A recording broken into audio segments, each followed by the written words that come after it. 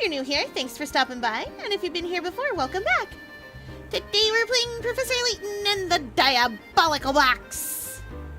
It is a puzzle game where you do puzzles, as you might guess. I love it. Anyway, let's see. Hello, welcome in, everybody. Hi, Cat. Hi, Val. Hi, Black Sniper. Welcome in. Ooh, buttons. Button time. We're gonna go solve some puzzles. We're in the forest. It's dark. Ah, yes, in case we'd forgotten where we are and what was going on. Layton and Luke learned much about the Hertzson family from the museum and recovered Miner's log. This new information reveals several baffling facts. Driven to discover the truth about the Elysian box in full sense, the two set out for Hertzson Castle.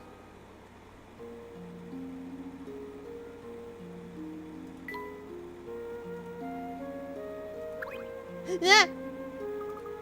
Oh, even with the light, this forest is still creepy.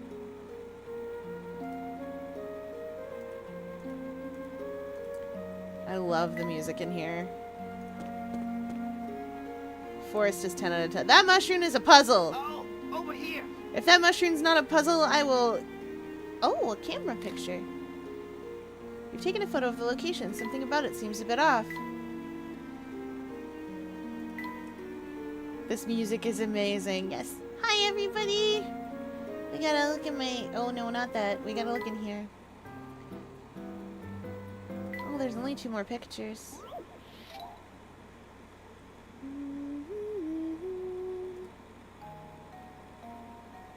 Okay, I probably don't need to cheat, because I instantly found this log here. And this missing mushroom.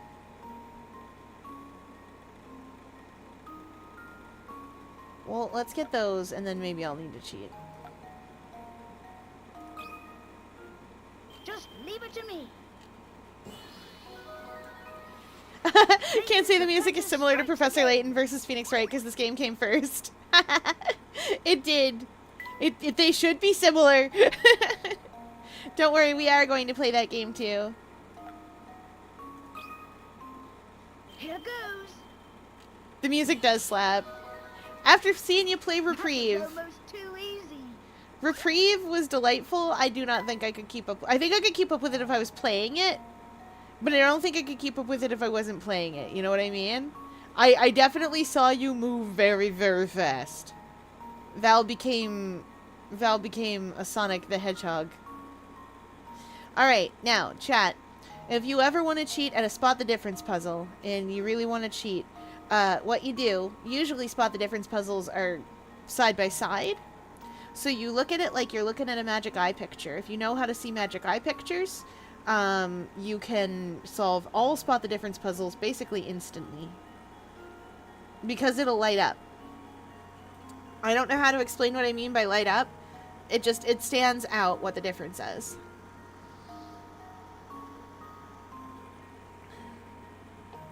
It's something to do with the way that human eyes, because they're pointed forward and have stereoscopic vision to give them depth, it's something to do with the way that when you cross your eyes, your human eyes, your vision lines up differently but still is stereoscopic.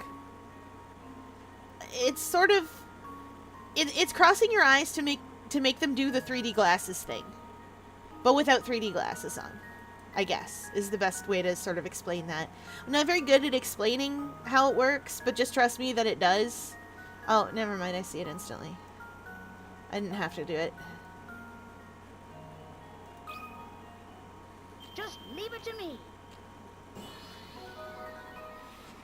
That was almost too easy.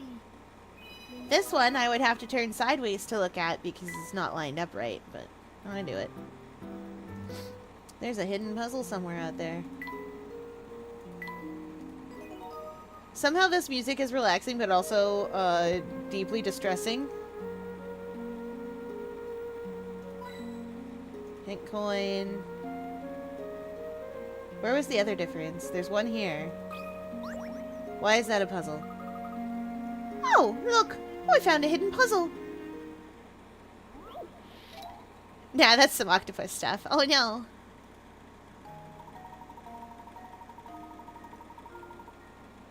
It's said that the ancient peoples came up with constellations by staring up at the stars in the sky.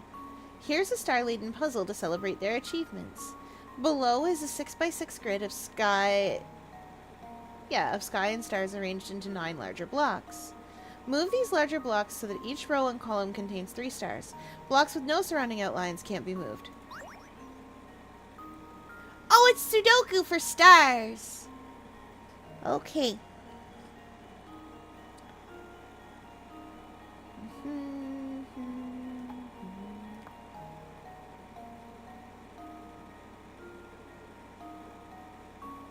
Oh, that can't go there, like, at all. I want it to, but it legitimately, it can't go there. Because there's nothing that can go here. Although this does line up correctly. Oh, but doesn't it kind of have to?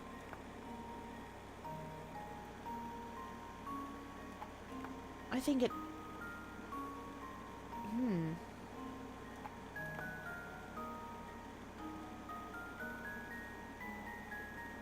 It can't go up here. No.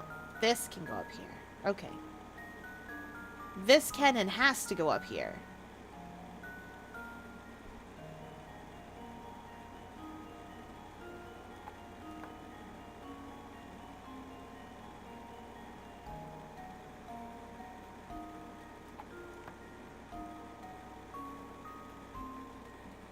It's placing this one that's going to be tricksy. But I think it's in the right spot because there's nothing else that can fit here. So it has to go that way.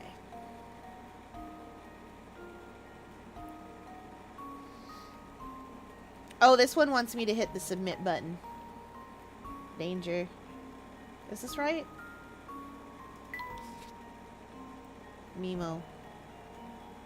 3, 3, 3, 3, 3, 3. Okay, the columns are right. 3, 3, 3, 3, 3, 3, 3. Okay, yeah, that should be fine. Stardoku! YouTube is late like that. Even with low latency turned on, and it is turned on. YouTube is always just a little late. Leaves no puzzle unsolved. Brilliant. The constellation is a bit abstract, but oh well. All constellations are abstract. Literally all constellations are abstract. That's how they work. You look up and go, that looks kind of like that thing. Because humans have pattern recognition. Do you ever just be so eepy, but you're either not tired or it's too early? Yeah. Usually it's because I'm bored. Or aquarium staff has made me use my brain too much, but nothing else.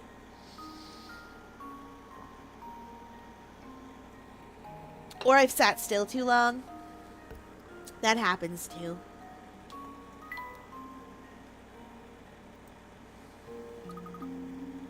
Whew!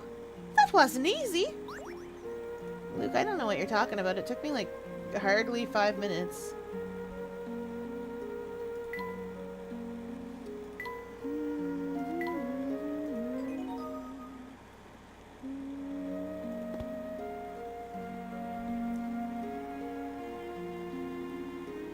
Missing shroomies. There was something up here.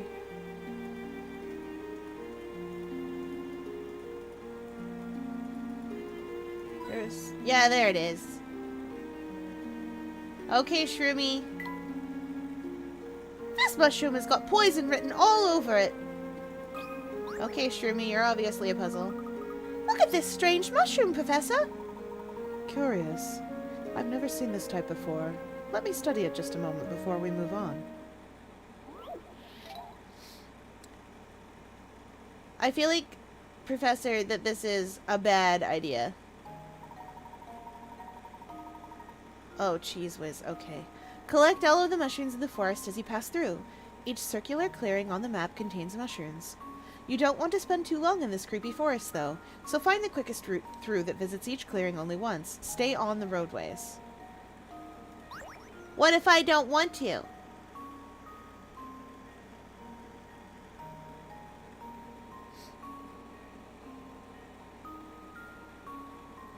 Oh, this is one of those. Okay, so chat, I can explain how this puzzle works. Your object in this puzzle, because presumably you can only visit each clearing once, right? Your object in this puzzle is to always have an odd number of exits. If you don't have an odd number of exits to the place you're going, you can't. You're going the wrong way. I don't know how to explain that, but just trust me that going here first is wrong. When I see exits, I mean paths total. Usually. Wait, hold on. Maybe it's not one of those. Whatever. I have an idea, and it's mostly zigzags.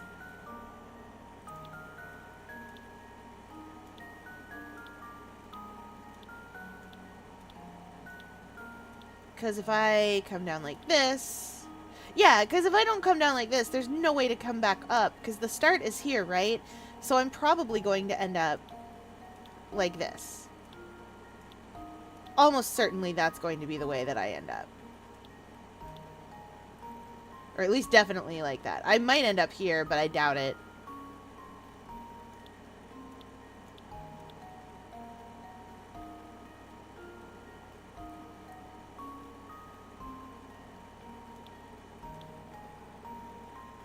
No, that isn't right. This is, because it has to.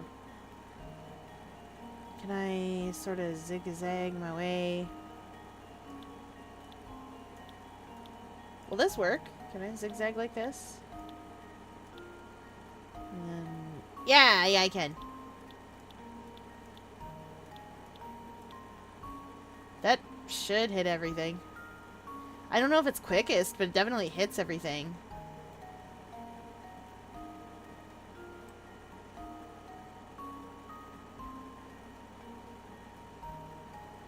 Yeah, the game will tell me if it's quickest.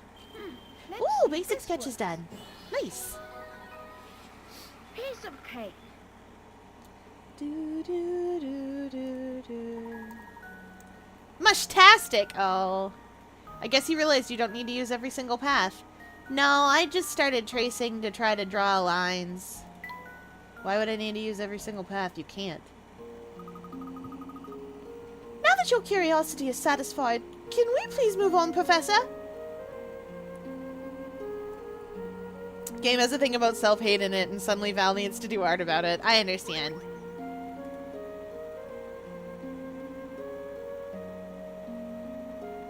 Oh, there's a lamp on the ground. We're gonna light this forest. Gonna be another light puzzle, I'm willing to bet. What did I tell you, chat? Light puzzle. Oh, FYI, that's what sorrow, the red rain is, in Grace represents. Self-hatred.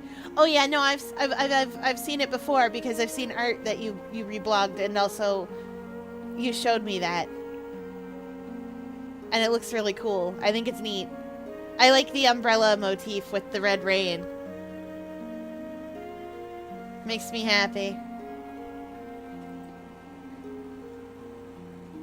I'm a big fan of maybe Fier will draw something someday. That is the sinner from Grace under the umbrella, but the outside is clear and the umbrella is what's raining.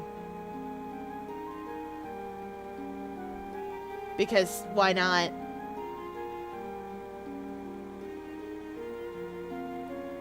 Yeah!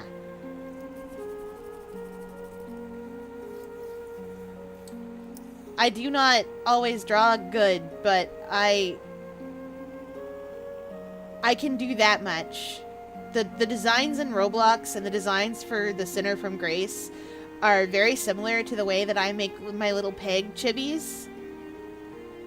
My little clothes peg people. So, I think I can do it, maybe. I might even be able to do it digitally. But I'd want to do it with my colored pencils. And if I was really fancy, I'd do it with my watercolor pencils, which I love. Because they're watercolor pencils. Technically, what you're supposed to do with them is you're supposed to color down on the page, and then you take the watercolor brush and you paint texture on. and it becomes watercolor, but sometimes I like to dip them into the water and then use them like their paint. You shouldn't, but I like to.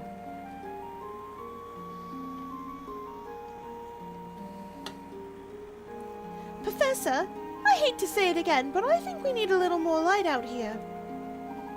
All right, let's see if we can't use this lantern to get back our bearings. Chat, you'll never guess what we're doing. We are once again placing lamps. Okay, I need a light down here, which means I need a lamp here.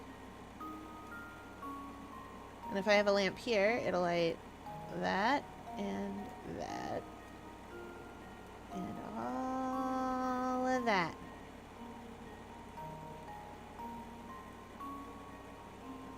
I need to light these angles.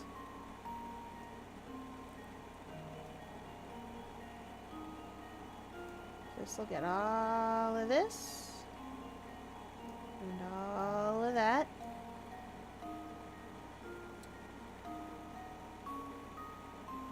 Oh no, wait, that's not right. I do need a lamp here, though. There's only... I need one here. Good enough. If I'm gonna light these angles, though...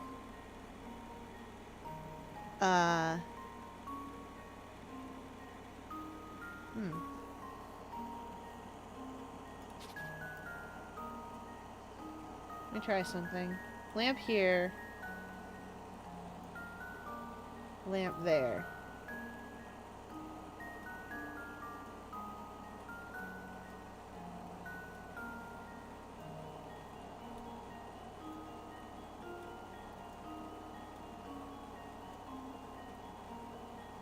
That lights quite a lot. And makes it impossible to light this angle.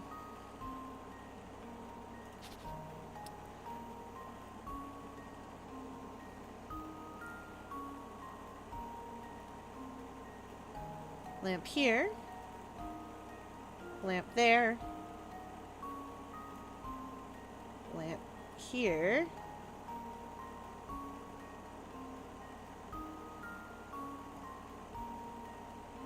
Oh, I see it. This lamp actually has to be here.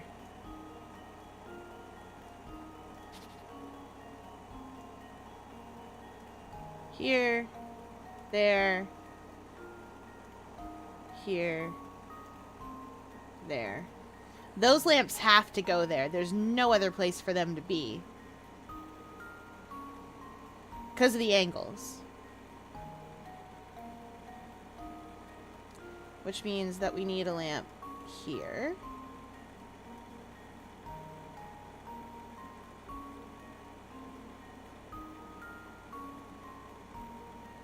Here.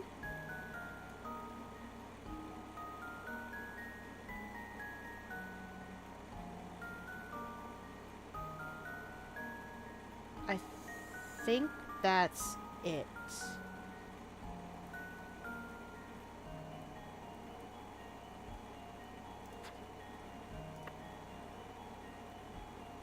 Here.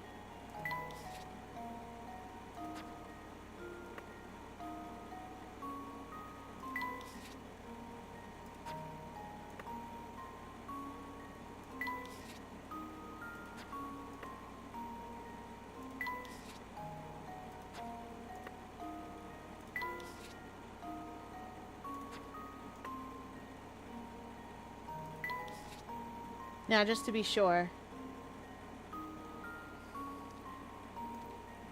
this is lit, and that's lit. This is all done. This, that, this.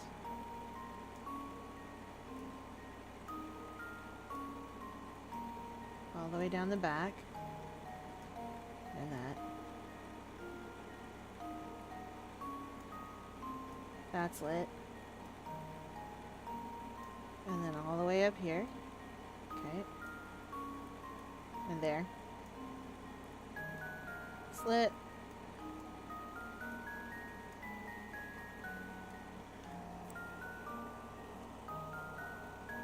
Yep, that should be it. I'm so good at this. Leave it to me. Fier, you don't even play Grace. I don't. That was almost too easy.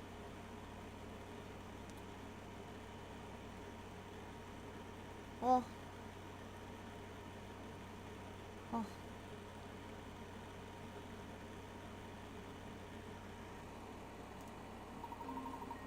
It's okay, I'll play it for you. I know. The paths were pretty creepy, but that was just because it was dark, right? Yes. Yay! I can see again. That's much better.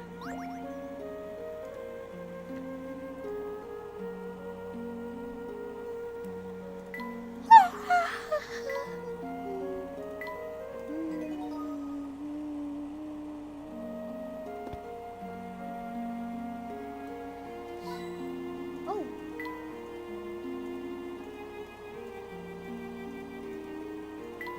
Alright, moving on. Jackpot. Oh. Wait, no, I better save before I...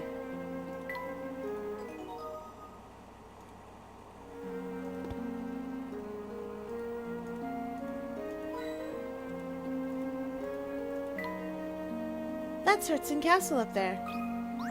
I knew it. I knew. Brr! When did it get so chilly? Indeed. It's so cold out here that the lake is frozen over. Oh, I have an idea for a shortcut. Leighton, no. Leighton, no. Leighton, no. The lake in front of the professor has frozen solid.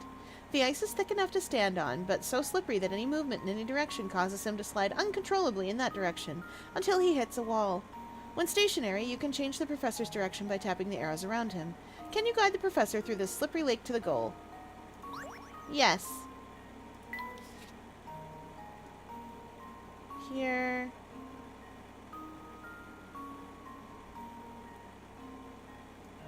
Here. There. All the way over here. Here. There. There.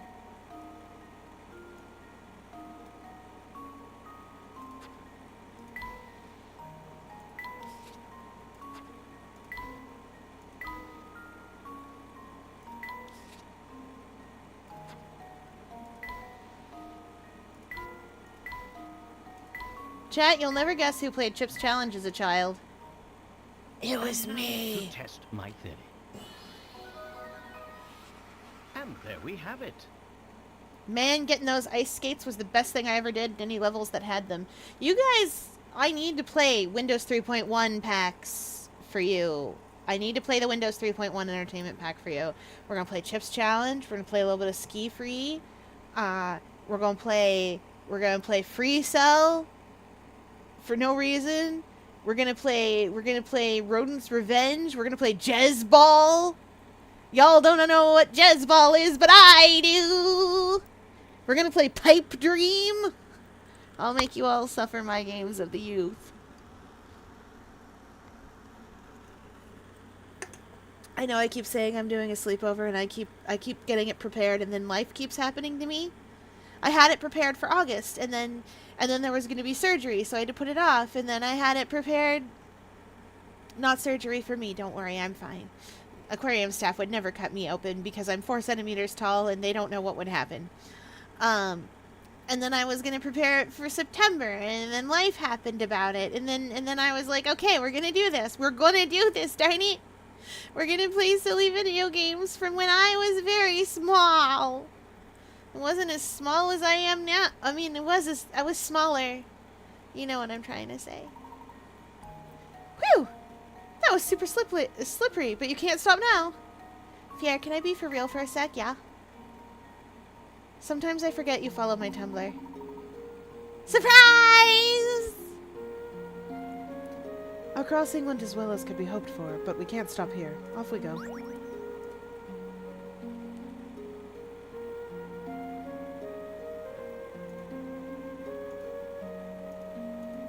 I'm so scared to click on the lake itself. Ah. Also, I apologize in advance about my reblogs. Why would you apologize? Just downloaded Twitch. Welcome in. Hi, Black Sniper. Welcome to Grape Chat. The taste is less delayed. Less delayed than Cherry Chat. You know, it'd be a puzzle. Whoa! Watch your step here, Professor. It's nothing but ice. There's no snow for us to walk on here, so we'll need to tread carefully. Here goes. I think the professor needs better treads on his shoes. I know, right? It's a delay of approximately 5 seconds, I think. 2 to 5, depending on your machine. And internet connection and all that stuff. Yeah, slippery. We know.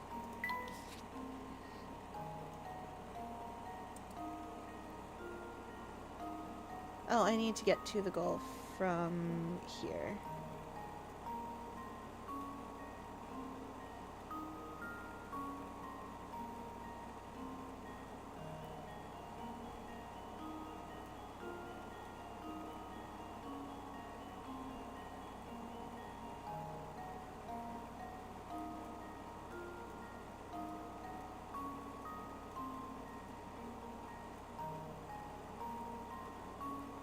No, that's a circle.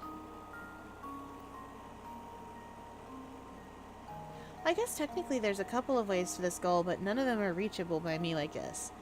Okay, we gotta come out here.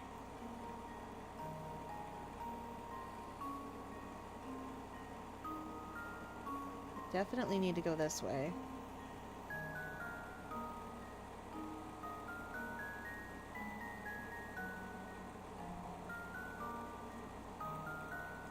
Where can I go if I go like this?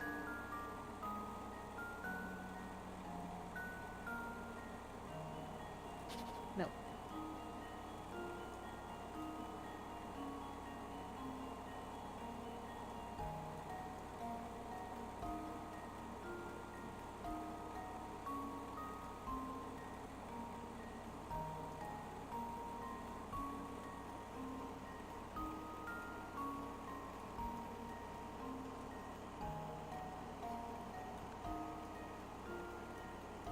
Oh, good golly.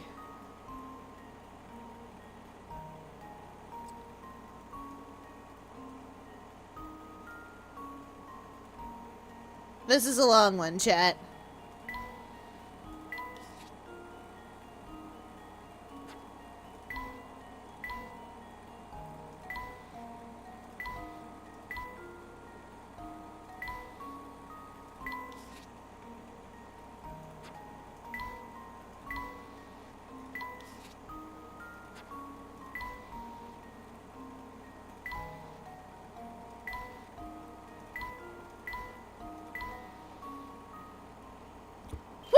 Let's see if this works. Yeah, that's pretty quick. Quicker than YouTube with the low latency on. I will say too, this does have to get processed through Restream as well, so it's... Neither site was ever instant.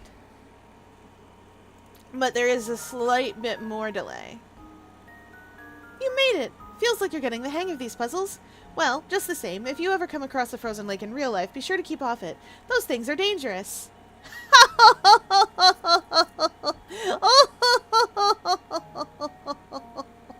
If you ever come across a frozen lake in real life. Chad, I live in Canada. We looked at frozen lakes and went, that's the perfect spot to play a game. I think we should play a game on top of that. But you have to make sure it's thick enough. If the ice isn't white, it's not thick enough. You need at least, I think, 6 inches to support you, depending.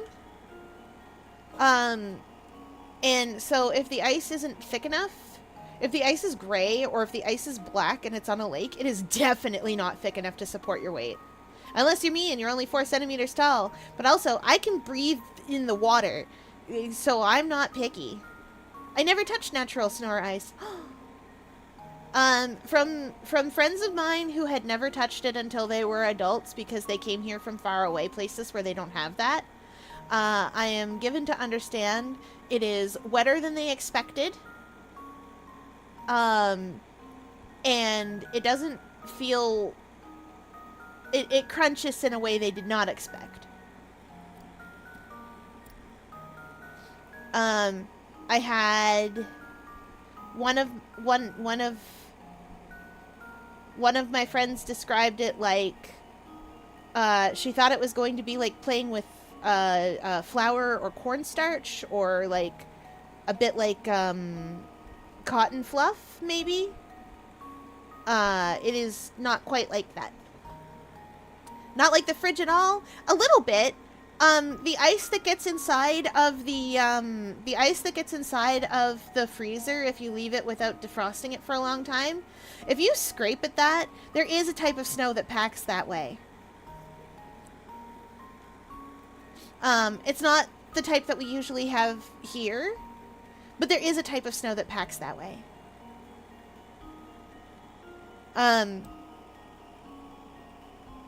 You tend to only find that type of snow either in places further north, like even further north than I'm, where it melts a tiny bit and then it kind of gets crust all over it. But it doesn't like freeze over into a solid crust on the top like it does sometimes, which it does do sometimes. Snow comes with types too? It does! Snow falls in large flakes and it falls in small flakes. Hey now, I did not know sand came in types. I had to learn that. The beaches around here are either mud. No, I know.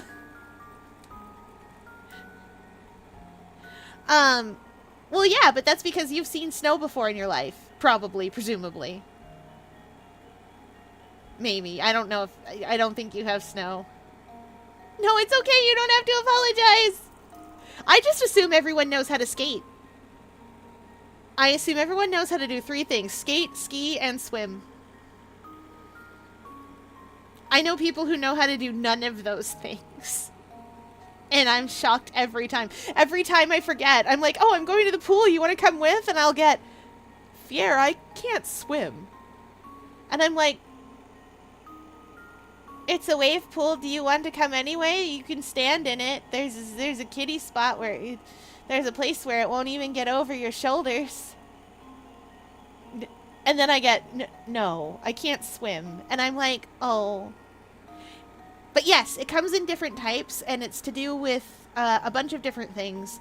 Temperature affects how the water freezes. Sometimes snow can freeze and thaw really quickly. Sometimes we don't get snow at all. We get something called freezing rain, which is what happens when... Because all rain starts as frozen crystals in the upper atmosphere. And when it falls and it hits warmth, it turns into rain, and it turns into just water. But sometimes when it falls, it turns into... it doesn't quite melt all the way, and that's something called freezing rain. So it falls, and it's sort of still frozen-ish, but it's also very wet. So it just sticks to you and freezes. And there's also hail! Hail is what happens when that water unfreezes in the atmosphere and then freezes back solid again. There's a couple of reasons that can happen, but it happens once in a while that it does that.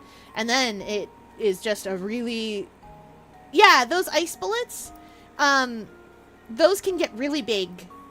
We have golf ball-sized hail around here sometimes. It doesn't usually get bigger than that. But we do get, like, big chunks of hail coming out of the sky. They won't kill anybody, usually, but they'll do damage. So, like, some people get their windshields cracked by them. That's why it's important to be able to cover your car during the wintertime, so that it doesn't get hit by hail. Freezing rain isn't too bad, but, like, if it gets hit in the face by hail, like, it can crack windshields and stuff.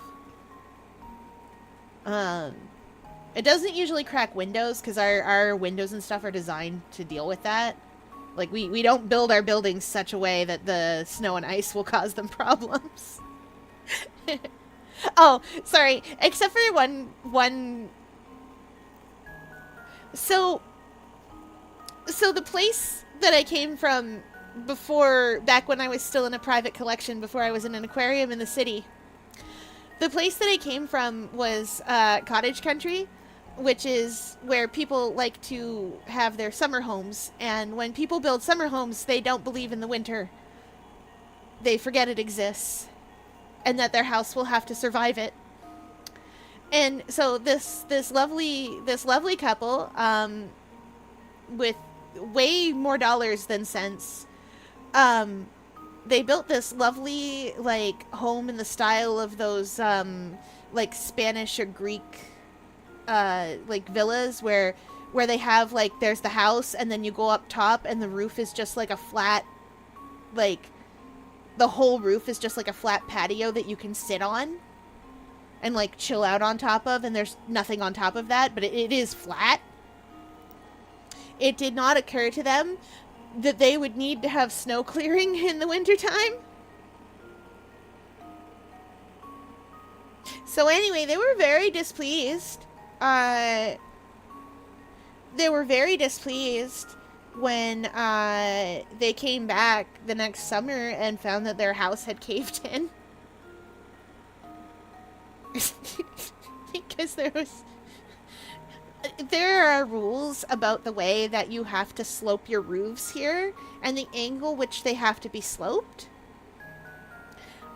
Because otherwise the snow doesn't fall off them, or the snow pile's too high on them and your house can't withstand it and it will collapse.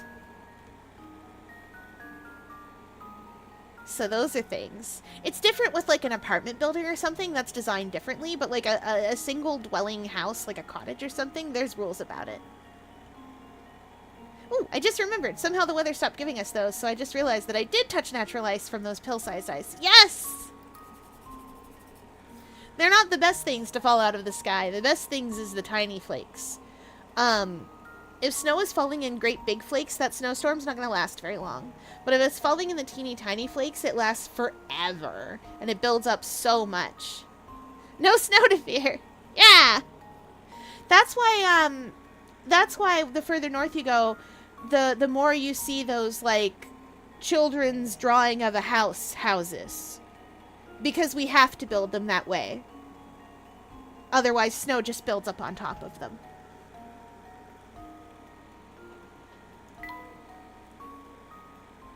I want to go skating, but it is summertime right now. Well, not summer. The Oval won't be open until November, though. We have a skating oval here.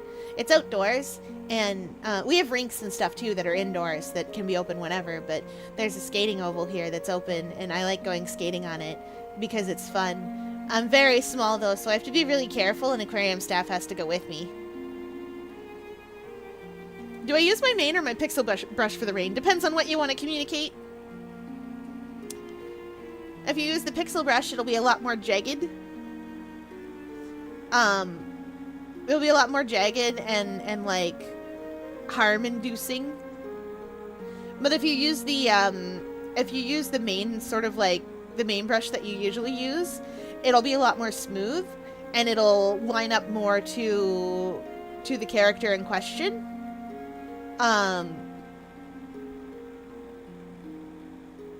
Words are hard. And if you line it up to the character in question, it'll be more evocative of it coming from within.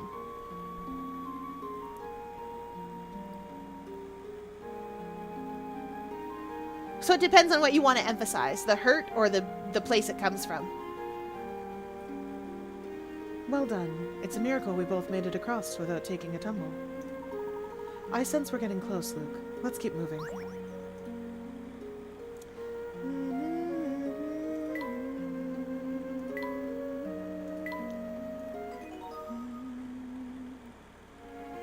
Or maybe I'm just overthinking it. Sometimes I overthink art, chat. Did you know? Nice tattoo. Oh wait, this is the same screen, but this has moved around. That's what it is. Ah, and here we are facing another frozen lake.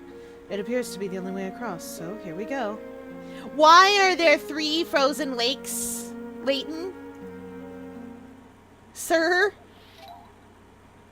Why are there 3 frozen lakes? I say that. We have 3 lakes right in a row here, too. Some of them are even natural. Which is cool.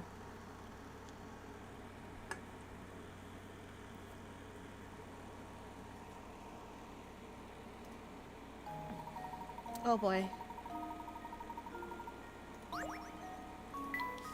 Mimo. I am going to have to come down. Oh no, chat. This is gonna be a long one. I think I see the path though. This way. That. There.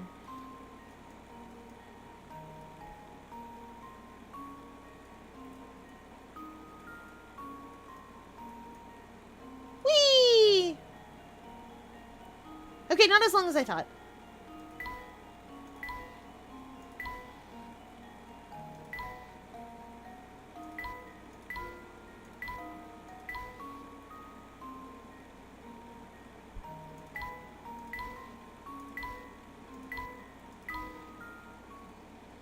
This should do the trick. That was weirdly intuitive. Huh. Oh, Wonderful. this isn't even gonna look good. It'll look fine! Excellent. Be glad the professor isn't a champion ice skater. Sure, he'd have an easier time moving around on the ice, but then you'd be out of puzzle because of it. This game, chat. This game. We made it across. Now we've just a short distance left to cover, and we'll be there. Chat! Somehow, chat, it is another frozen lake.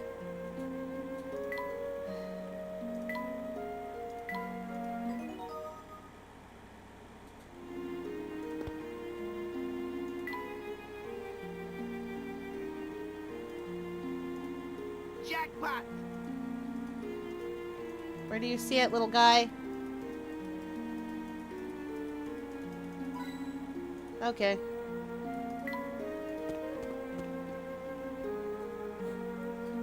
Okay, Jackpot! I could have found that one myself, thank you, hamster. I should not be mean to the hamster. We named him Navi and everything. And yet, the urge to be mean to this hamster. Stop it, hamster. The urge to be mean to this hamster is too high. Because I don't like how he talks. That flag looks like a ghost. This bridge isn't going to break, is it? Professor wants to skate so bad. Yes, this isn't a nebulous time period. That's probably around about the 1800s. Question mark, question mark, question mark. I'm sure there's always a puzzle. Why isn't there a puzzle? Me when the puzzle game doesn't give me puzzles. Me when the puzzle game does give me puzzles, and it's the same face. Professor, are you sure it's safe to cross this thing? It looks a bit rickety. Safe enough, I believe. Are you frightened, Luke? A little, yes. I mean, just look. If I fell, that'd be the end of me for sure. Now, Luke, it may seem scary, but if you stay calm and keep moving forward, you'll be just fine. Here, try this puzzle. It will help take your mind off our little trip across the chasm. This Professor Layton is just Indiana Jones if he didn't steal artifacts. Average Cupid and Evie subplot. They can fly. They don't care. Evie's just like, I could cross that rickety bridge. Nah. Scootin'.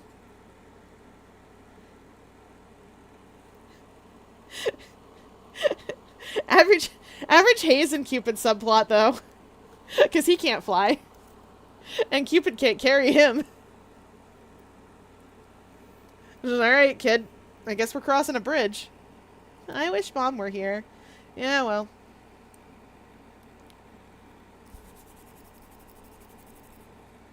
It's true! It's true! If Hero Complex... No, see, if Hero Complex was a cartoon, everyone would get the silly B-plots at some point or another.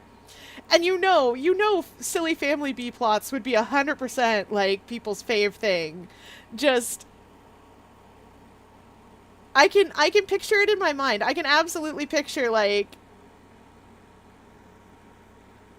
I can absolutely picture picture the B plot that's just like, did you use my toothbrush? No. Why would I do that? Okay, someone definitely did though because it moved.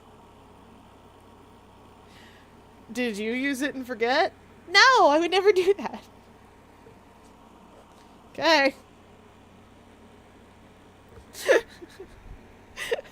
Like stuff like that. Like boring family drama stuff, but they're using their powers about it.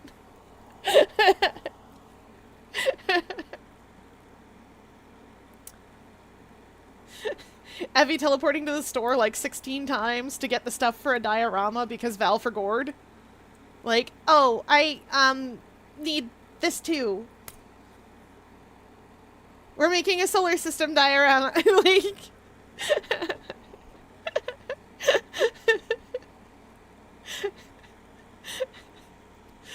I love the idea. Okay. Oh, what are we doing here? Luke and Professor Layton stand at one end of the rickety old bridge, afraid of falling into the chasm below. Luke's legs have become stiff with fear, and he can only walk the bridge in increments of 1 or 3 planks at a time. The narrowness of the bridge prevents Luke from doubling back the way he came or switching the foot he's using to step forward while standing on it. Use your stylus to create a path that guides Luke safely across the bridge while avoiding any gaps in the planks. Okay. Not sure I understand what we're doing here.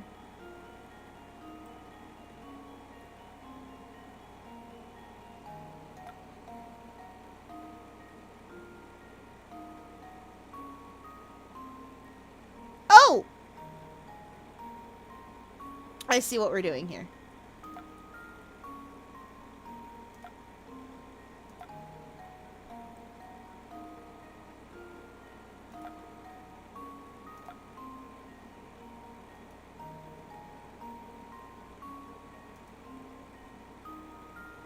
Huh?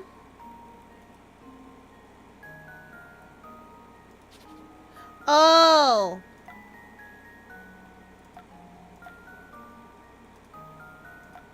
It has to be perfect.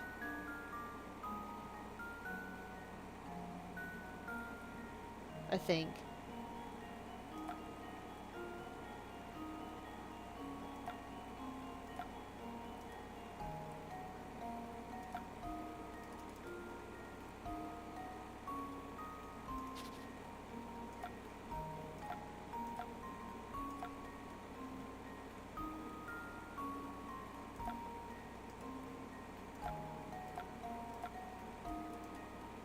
I want it.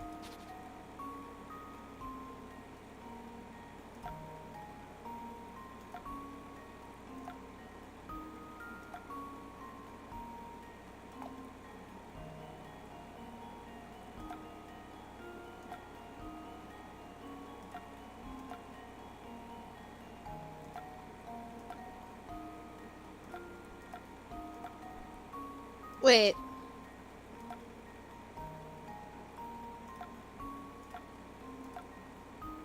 It has to end on my other... I get it. I get it. It has to end on this foot.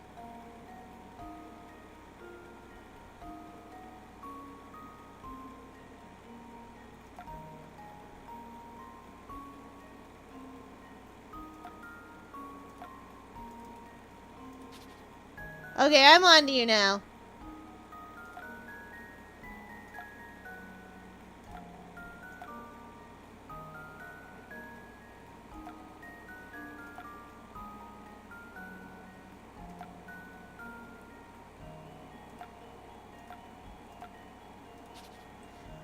Okay, ah,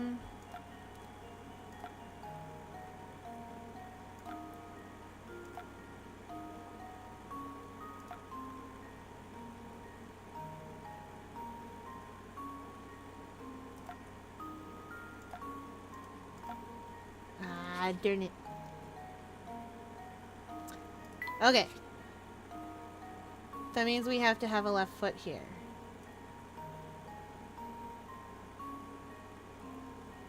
I'm just gonna mark these 1 and 2. This is 1. 1. This means we have to have 2 here. Or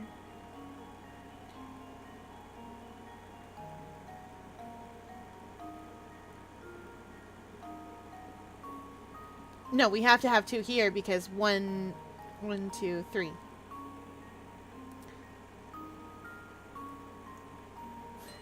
Or 2 can be here. Why are we exploring a creepy forest? Well, wait. Oh no. Ah! Reasons I will get to in a moment. We hired you to chat demands.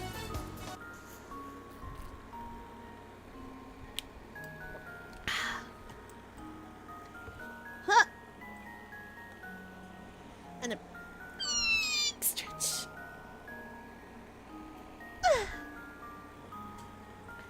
Okay. Alright. And for body break, we will do crunches. 1, 2, 3, 4, 5, 6, 7, 8, 9, 10. Okay. We are exploring a creepy forest because in this creepy forest, there's a guy, in a castle who is probably a vampire. We don't know anything about that. Or him.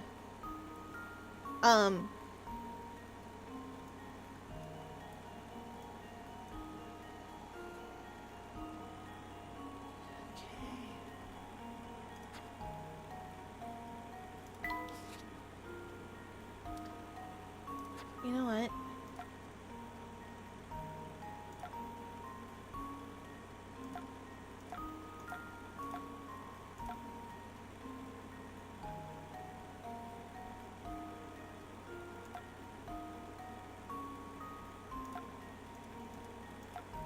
I misunderstand how far 3 is.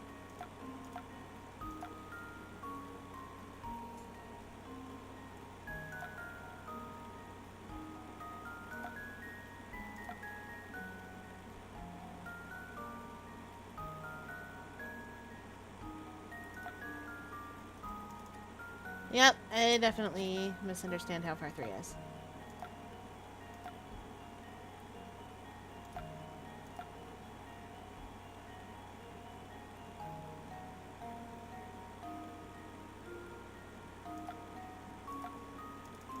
Why won't it?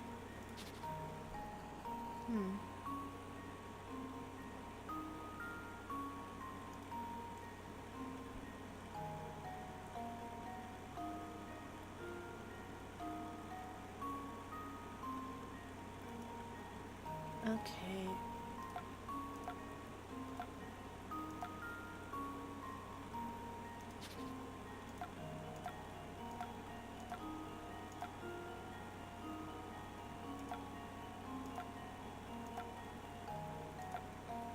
Oh! Never mind, I figured it This out should do the immediately. trick. Just by clicking from the other foot. Anyway, there's a guy up here who may or may not be a We have it. vampire, and we're gonna solve his problems.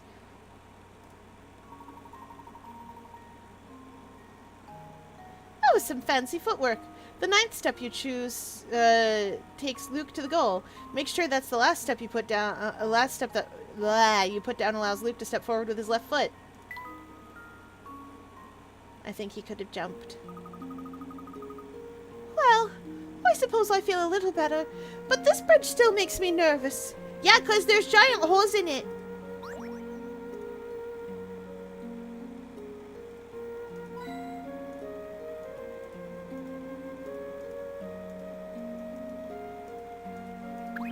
What? No, I don't care what you have to say, Luke. Luke, my boy. It doesn't matter, buddy.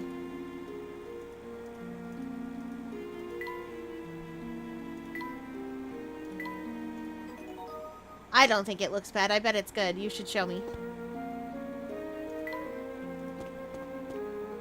You should always show me all...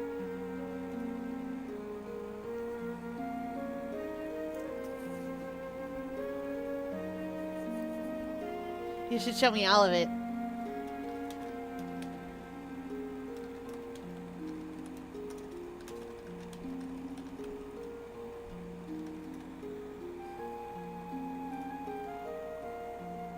Oh yeah, let's go.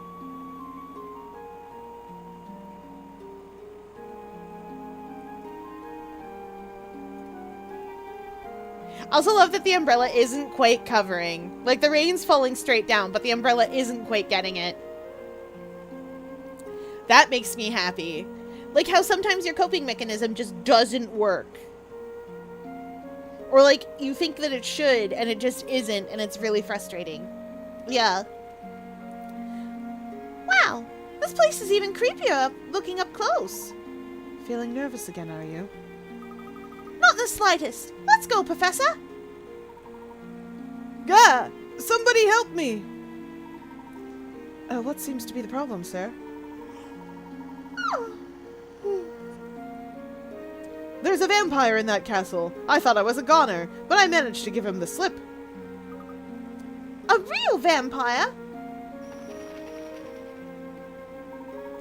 I didn't stick around to check his fangs, sonny boy. I've got to get away from here. Og! So what do you think about all this vampire business now, Professor? The rumor does seem to have spread throughout the population of Folsons. Well, do you think maybe it could be, you know, more than a rumor? And that's what we're here to find out. Just a few more steps and we'll find the answer ourselves.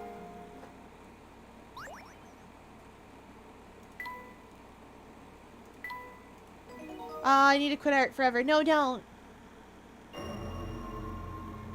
An encounter at the end of the line. See, it's funny because it's a rail line.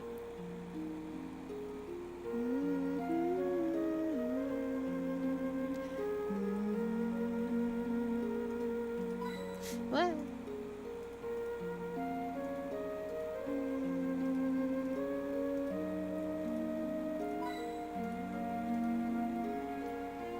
No, you make art. We reserve slop for the garbage turned out by AI.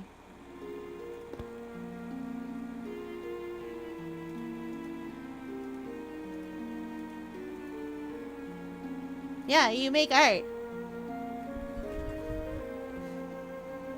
It is not slop. It's not slop, it's not trash, it's not garbage. It's art that you made. You may not be proud of it, you may not even like it, but it's art that you made, and that's the important part. It's in the making of the thing. It doesn't have to be good. There is no such thing as good or bad art. There is only art that you like and art that you don't.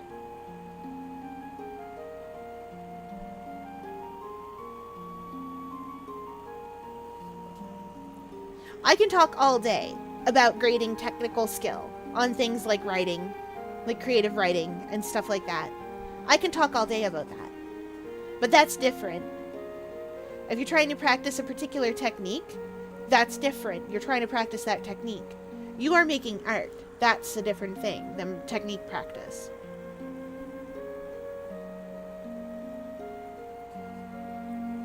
It's still important, it's still valuable, but it's different. Art doesn't have to be good. Because once again, there is no such thing as good art or bad art. There is only art that you like and art that you do not. There is art, of course, that doesn't communicate the thing it intended to communicate. Once again, I can talk all day about how Starship Troopers and Fahrenheit 451 and a couple of other things I read... Oh, and Day of the Triffids I read very differently than the author intended. Starship Troopers I read as a satire. The movie of the same name is a satire. Heinlein was sincere when he wrote that. He was sincere in his, hey, some people shouldn't vote. And also, like, you should only get to vote if you're willing to defend your country with your life in the military. Or, like, in the military adjacent. He was serious about that. And I get it. Of course he meant that, because he grew up at a time when the military was doing a good job. At doing war. And it was, you know, a bold and good thing to be in there, as far as he was concerned. Made men out of people.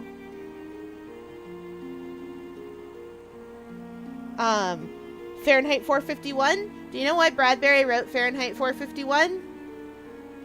Fahrenheit 451 is one of the most, like, poignant critiques of censorship around in the English language. You know why he wrote it? Hates TVs. Man hated TVs. He just hated TVs so much. Thought books were intellectual. Did not like TV. That was it. That was the whole reason. Accidentally poignant piece on censorship. Day of the Triffids is by a guy named John Wyndham. You know why he wrote it? Didn't like the welfare state. Didn't think people should be allowed to have support when they're hurt. Or can't see, or etc., etc. That's literally why he has a whole village that has, like, this bizarre system where they're like, well, we just tie a blind person to a sighted person and they have to just work together. And I just can't even deal with that because, like, imagine. And, yeah. Accidentally wrote a really good satire of those ideas. Same with the Chrysalids. The Chrysalids was like, some people are just better. In the same vein as Ayn Rand. Some people are just better. But it accidentally came out because the Chrysalids is about a bunch of kids who have cool superpowers. It came out as, wow, these people are really closed-minded and mean. Almost like they have conservative values and can't see that the future is here. And are destroying people that are different than them. My guy, you accidentally wrote the X-Men. Which is, you know, expressly about that.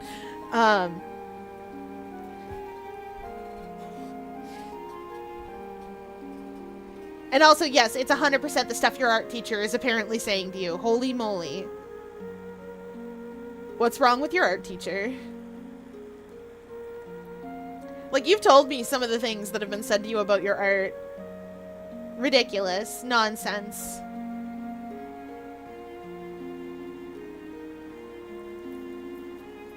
Val, I have terrible news for you, and this goes for all of you, chat. Sometimes people are going to critique your work. Sometimes they're going to say things. And they're going to say them like it's a factual truth. Sometimes they're going to say them, sometimes they're going to sit down and they're going to mistake the fact that they don't like something for thinking that it's bad or wrong or morally objectionable. They're going to appeal to their own sense of disgust. They're going to appeal to authority and say, it doesn't look like it doesn't look like the people who I think did it better. They're going to appeal to the past and say it doesn't look like how it should because it's not the way it's not the way it's always been done. They're going to do a lot of that. You have to get really good at learning whose opinions are trustworthy and whose opinions you value.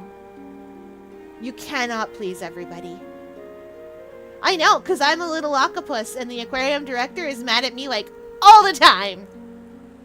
All the time. You put effort and care into your art. Yes, Kat is correct. You put effort and love into your art. You create, and that's amazing. A single messy line you draw is worth more than an infinite plus 5 amount of AI churned out slop. Exactly, that's true. It doesn't matter if they're awful or not, and they're not. Side note. Val sells themselves very short. Val's art is great. It does such good work, chat.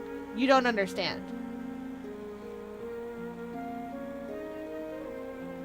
No, I will upsell you all day. You sell yourself so short. Someone has to make up the difference. And I know, I'm very short. Now then, I was playing a video game. Yeah, stares at the progression of you drawing hands. Yes! Val, you've been here for 2 years. Do you think I don't know that you drew mitten hands once upon a time and now you draw complicated hand expressions? You are as expressive with your hand positions as you are with your faces. which is amazing. 10 out of 10. Anyway, right, we were going to Herzen Castle. It would appear you've solved at least 80 puzzles. I commend your perseverance and proclaim you worthy of entrance to this castle. Welcome. It's Nigel! No, your faces are extremely expressive. You do not have same face syndrome. You think you do because you're the one drawing them, but you don't. Sorry to intrude, but we are investigating an important antique. This box we have here. The emblem on its lid seems connected to your house in some way. Would you have time to answer a few questions? I think this matter would best be addressed by the Master. Please, come inside.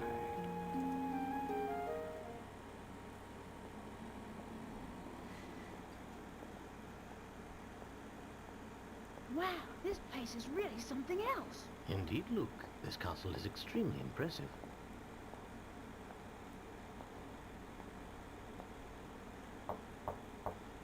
Right this way, please.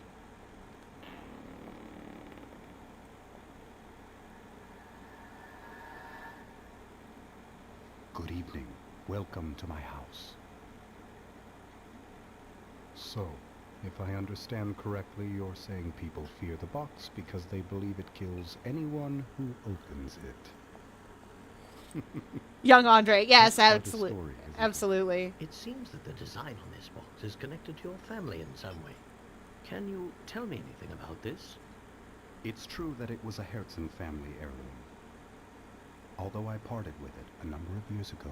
Andre has the an Irish accent, emblem but you he has mentioned received wasn't exactly, pronunciation, but he does sound suited like to this. my taste. Personally, I think it's quite spectacular. Oh, is that so? Well, chalk it up to my bad taste then. You know, I don't think he's telling us the whole story. Perhaps not. It's hard to say just yet. I'm sorry I'm not much help, though I confess, visitors are always delightful. I'm sure you've had a long journey, so please do stay the night.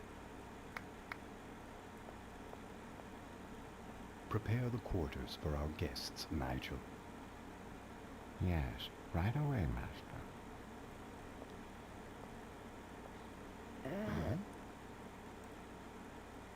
I'd forgotten that this guy just sounds like Andre in my head.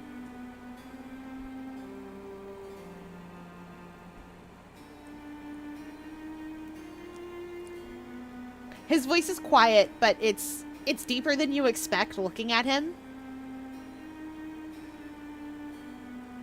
Like, you know what I mean?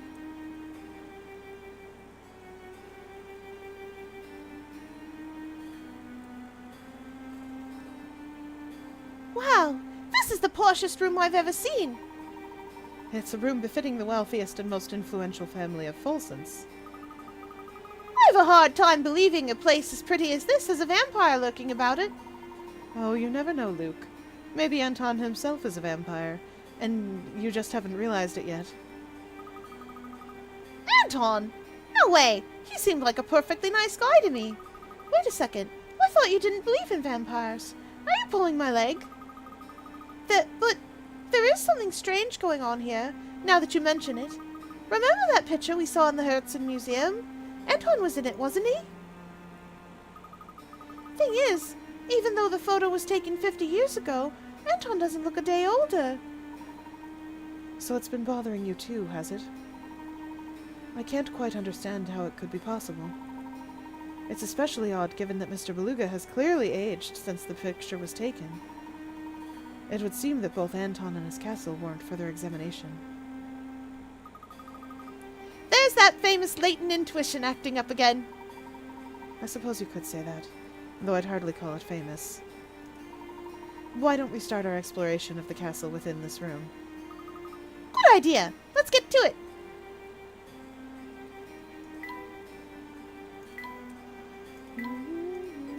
Love a harpsichord.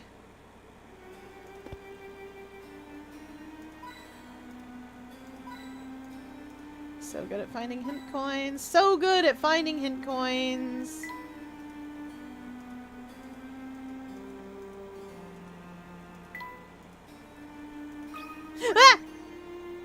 Chad, it's a puzzle.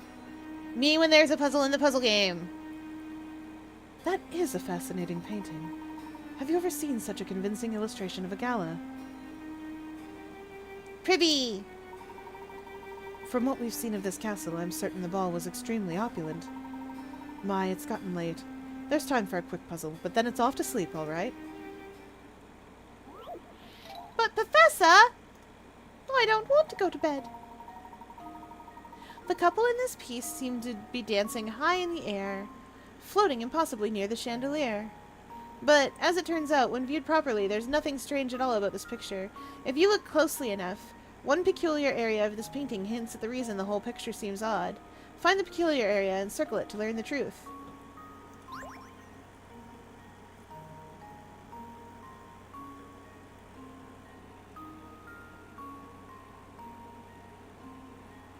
It's this dress. This is certainly a mirror. I think this is certainly a mirrored floor. So it's either this or this dress. Like, really, it's just the whole side. And I'm not sure, like, what particularly it wants.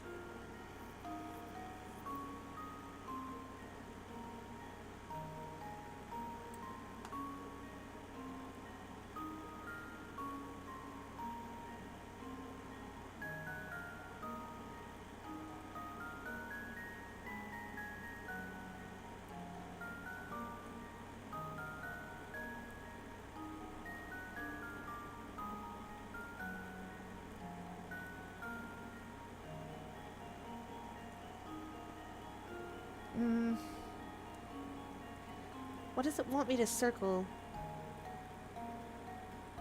Because, like, you can see it, chat. You can see these or this and that.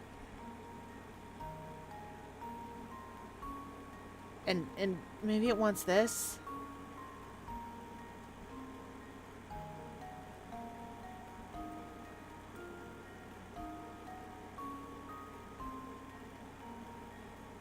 I don't know what it wants.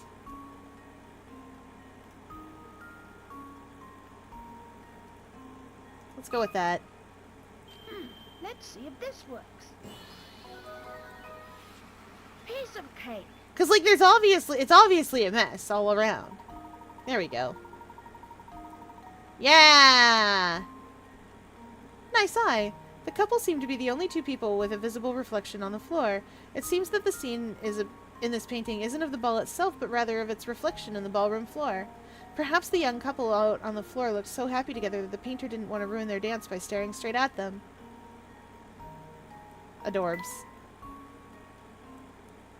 I don't want to sleep. Well, It really is a magnificent picture. Oh, what's this? Luke, tell me. Do those two look familiar to you?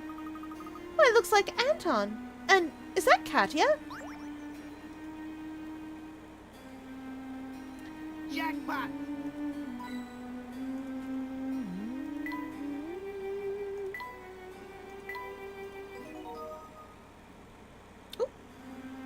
Oh no, my poor phone.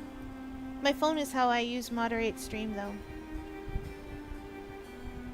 No. Okay, phone, be good. Okay. Oof. We are almost done with this game, thankfully.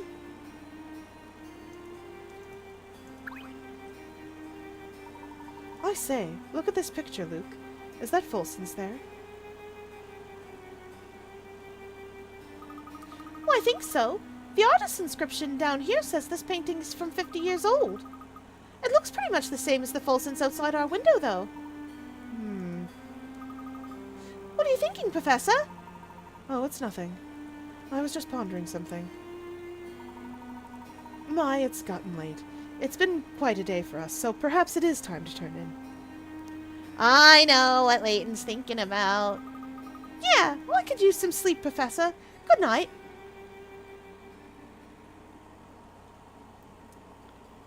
You're right, Luke, you could. Magic painting.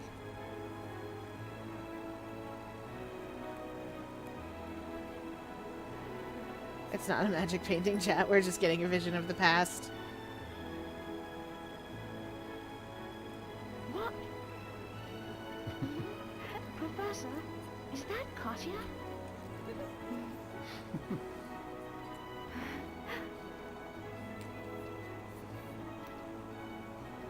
The resemblance is striking. What are they doing together? A mystery. Oh, A mystery, my to be dear. sure. They're just the main course for this evening. And my, don't they look fresh.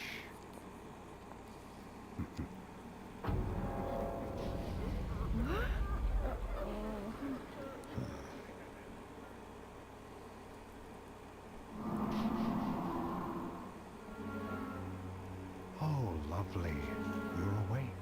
It's been far too long since I've encountered prey so feisty. Anton, come on, man! I suddenly got a random urge to play Magic the Gathering despite not owning a single card. I want that purple coat. Don't get into Magic. If you're gonna get into Magic, use something like Cockatrice. You do not need to get into Magic the Gathering of thousands and thousands of dollars because you are not going to be able to afford that one card you need. I mean, like, you'd probably be really good at it, that said. Magic the Gambling, exactly! Magic the this card is worth more than my house. A ring.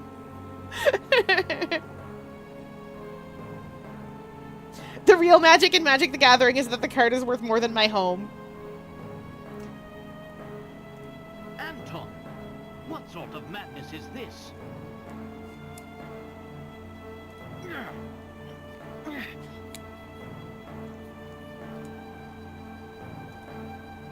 I knew it! You are a vampire!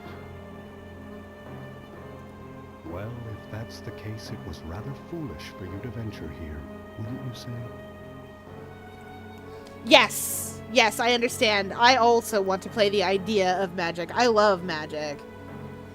I loved playing Magic when in the 90s. It was a lot of fun. My uncle taught me how to play Magic the Gathering. It was very exciting. I was very small and didn't understand yet. But now that I do, I play a very, very good deck. People get frustrated with how much mana I have in my deck, but I never want to go mana-less. And at the same time, I have a lot of low mana cost things, so I can summon them up pretty quickly and easily.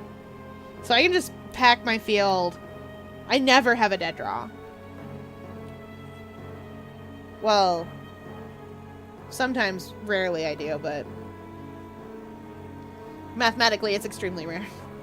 But I'm afraid it's too late now. I must begin preparations. In the meantime, why don't you just stay put and enjoy each other's company? What are you doing, Anton?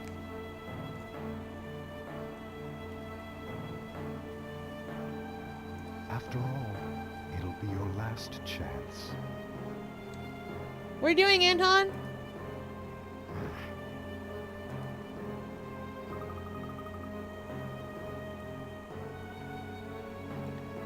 Did you hear that? Anton's going to eat us for dinner. Luke, listen to me. Take a deep breath and collect yourself. But... There's no cause for worry, my boy. Whoever tied these ropes did a poor job. With a little work, I may be able to get free.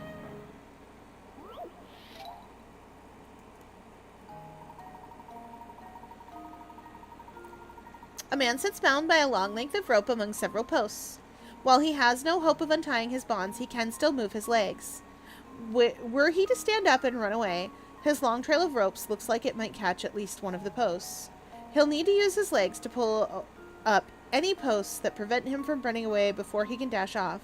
Mark any posts that prevent the man from running away. Okay.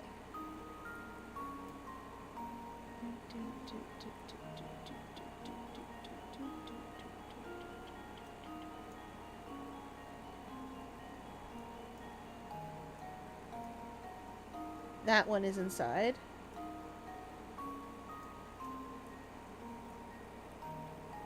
Luke, my boy, he's not a vampire. He just wants blood.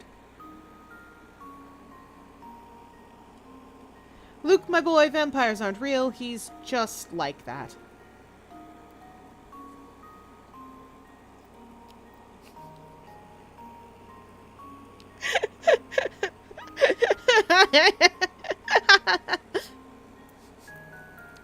Luke, my boy, I'm afraid that's just how Jacob Garvey is. He's not a vampire. Gee, Professor, I don't know if he can escape the vampire allegations, what with all of his skill set.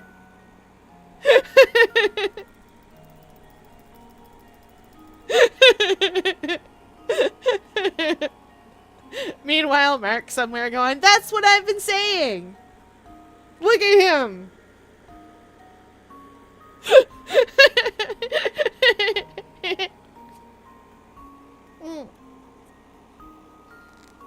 Speaking of, I've got a delicious snack that I am trying really hard to drink.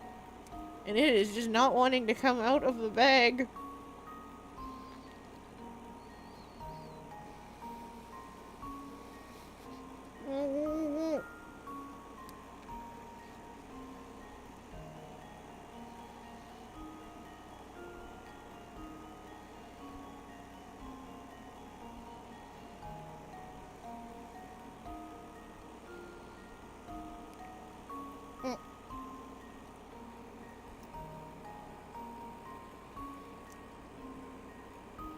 Staff only ever gets me this once a year.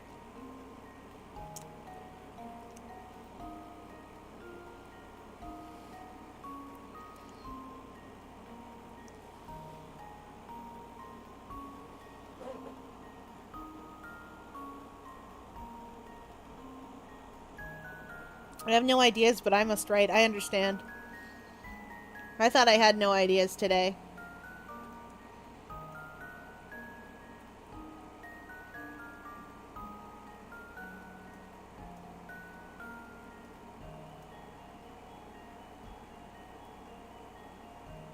But then...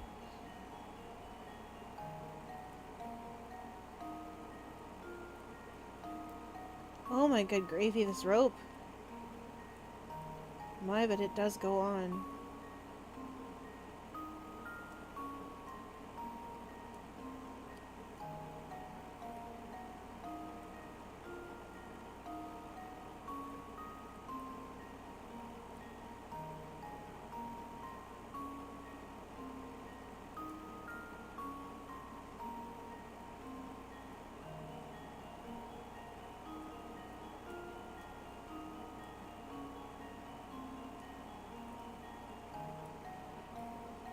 Wait, is that inside the bounds of the rope?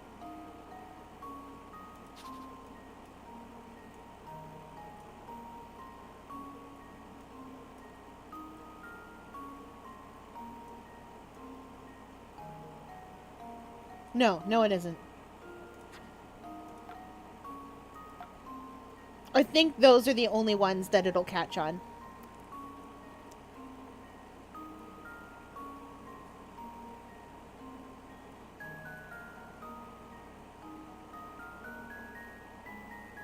I think.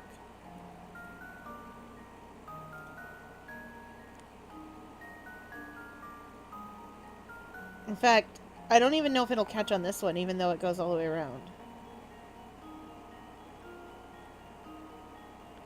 Maybe it won't.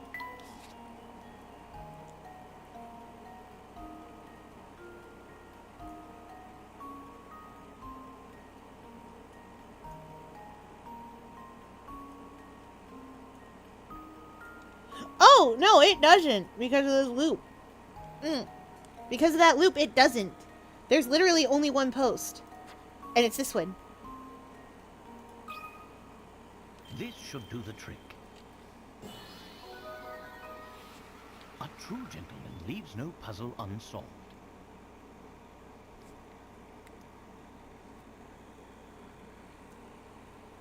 I'm so good at this, chat.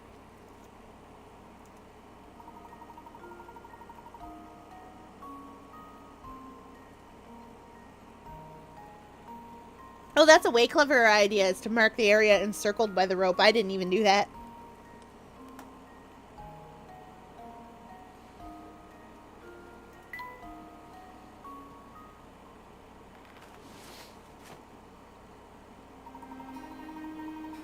We're finally free, but there's no time to stand around. We must find a way out, and quickly.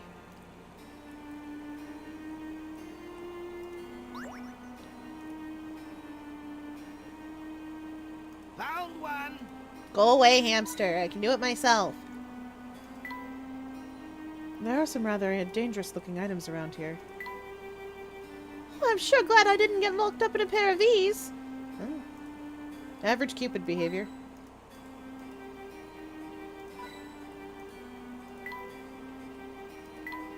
Val's not here to agree with me. Why do you guys have a pair of prayer high chains? That you hooked into your stage? That's uncomfortable.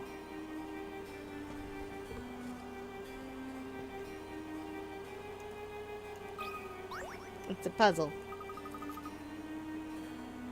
Oh no, we're locked in. There's no place to run. That's okay. Welcome back. Anton locked us in a shed. He said he had to prepare.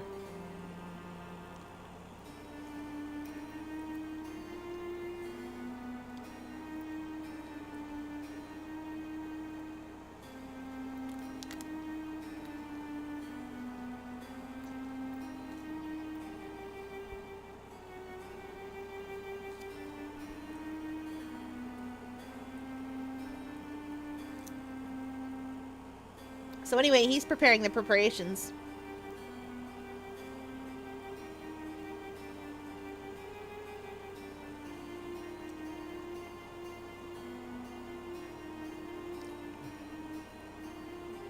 And I'm drinking my delicious snack. Calm yourself, Luke. There's bound to be another way out of this room. Look around you. Oh, I can't see the key. If only I could... Oh, I can see the key. If only I could reach it. Here, let me see if I can reach it.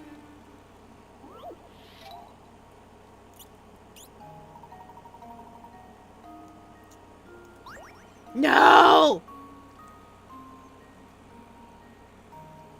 Chat!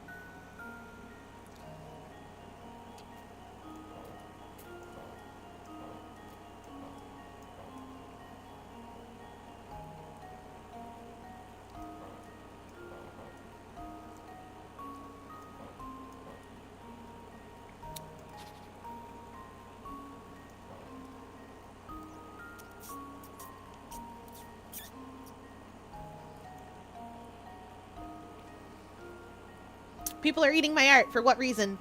Because it tastes good. Lies. Truth. Lies. Honesty. Foolishness.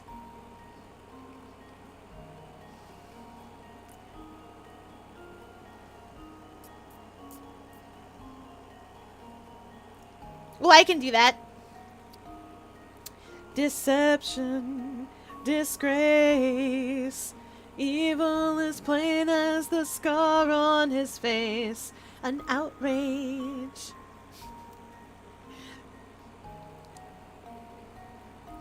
I want to see if the 2 plush is back in stock. It's not. Wah! Oh.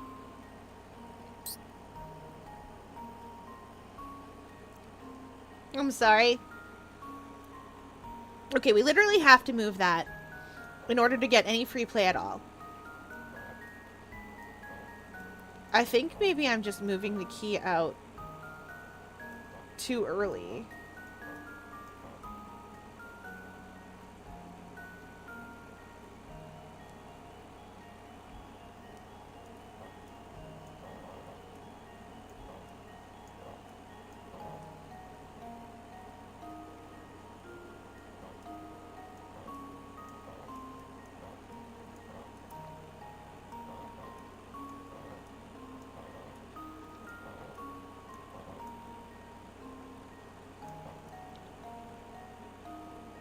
Oh, wait. I don't care that this is going to take me more moves. It doesn't matter.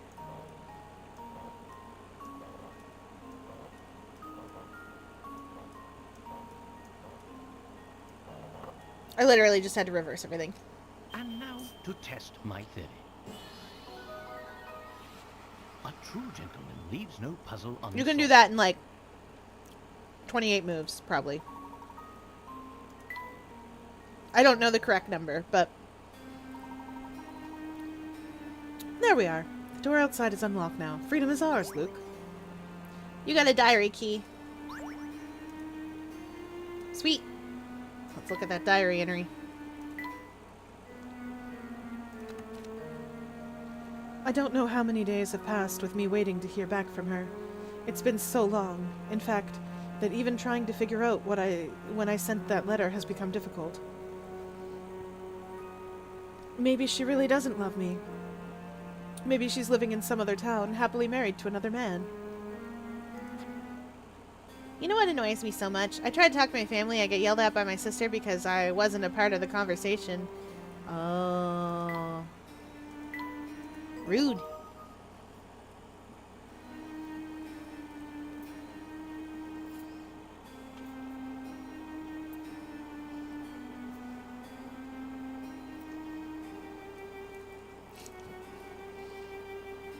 Oh, Val's such a hermit. Well, the correct answer to that is, Oh, sorry, I wasn't part of the conversation.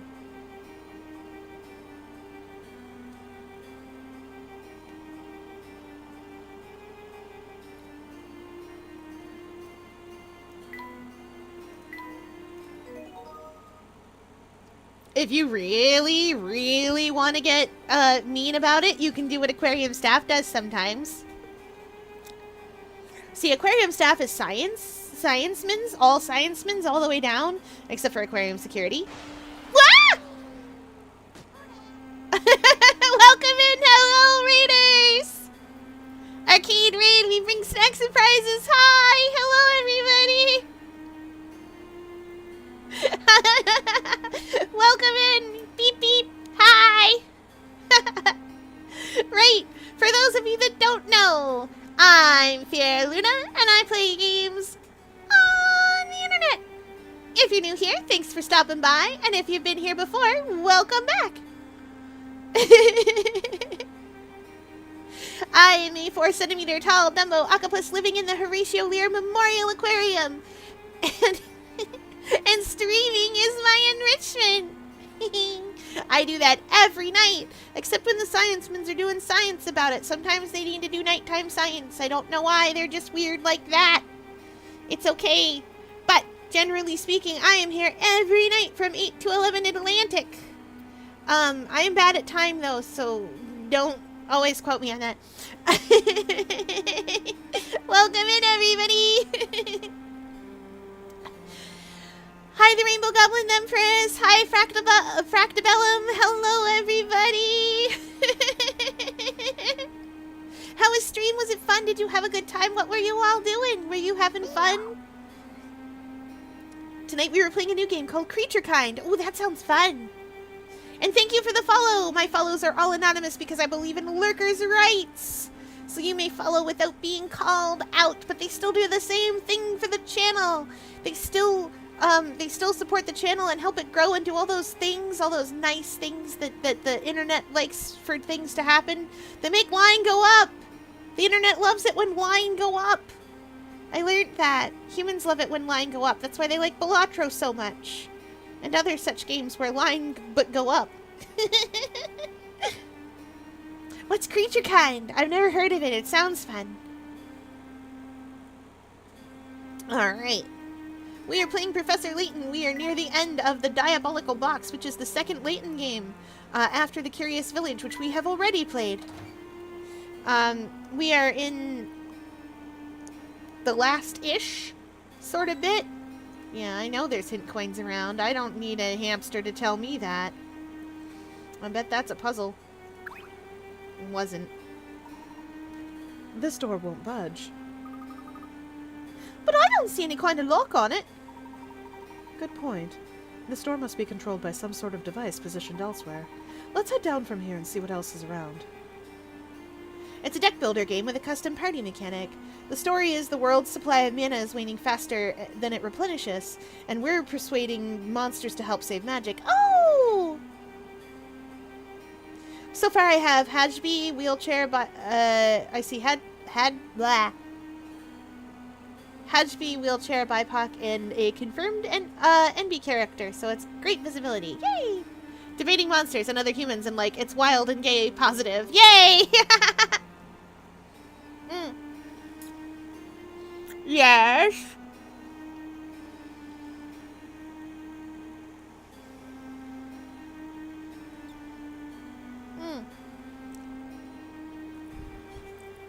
Fiara, I've committed a crime. What is it? It's okay, I can absolve people of crimes. I haven't drawn Sebastian in like 2 whole days. That's true, you have not drawn the Fishman in like 2 whole days. He is a giant fishman from Roblox Pressure. Fracta is one of my partners, so she's pretty gay. Woo! And I expect a pretty gay, as you do. As we know, all gays privy. That's how it works. In fact, speaking of, chat drew me ribbons. More ribbons. Some people have a terminal case of rainbow blindness, so they see the rainbow hearts on my face. Oh yeah, you're right, it's Bi Visibility Day. I can be visible today! Aquarium staff told me that all day. And I was like, what? And they were like, yeah. And I was like, are you just trying to trick me into not hiding from you when you do the science? And they were like, surprise! But no, we're not. Yay! September is Bi Visibility Month, and today is Bi Visibility Day. Woo! I should have had a high-res vest. Hang on. I got a plan. I got a plan for this. Chat drew me some ribbons. Chat drew me some very helpful ribbons. We put them on anytime. There we go. We put them on anytime that the Layton game says a misogyny. One of those incidental ones.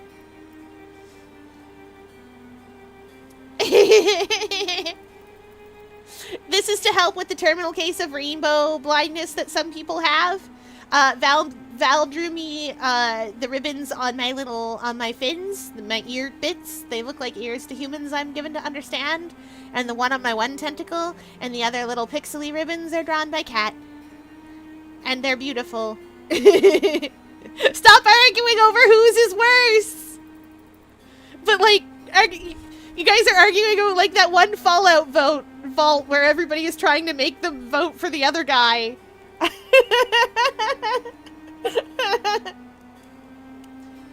Anyway, I'm gonna put the ribbons away now. And chat's not gonna comment on it, because if they comment on it, the ribbons stay. Oh, I used to have buttons. I had buttons about it.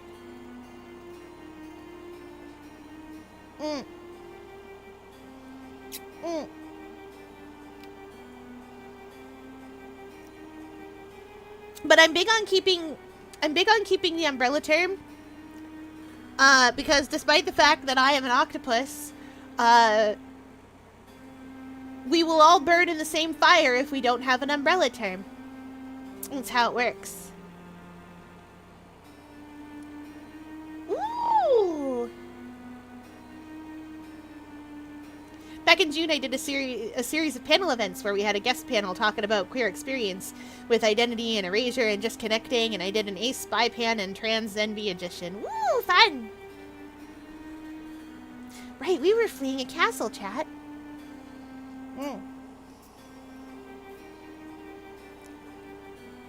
For my last run, 1 brackets numeral 1 bracket subdoodle. Ooh, any requests for the fishman? You have made that fishman suffer a great deal. Sebastian, you see, is from Roblox. He's the shopkeeper. He has an extremely tragic backstory. And wishes to rescue his 1 brackets numeral 1 bracket best friend who is a computer. And is very sad. This is how chat got me to play a Roblox game. Ooh, a hink coin.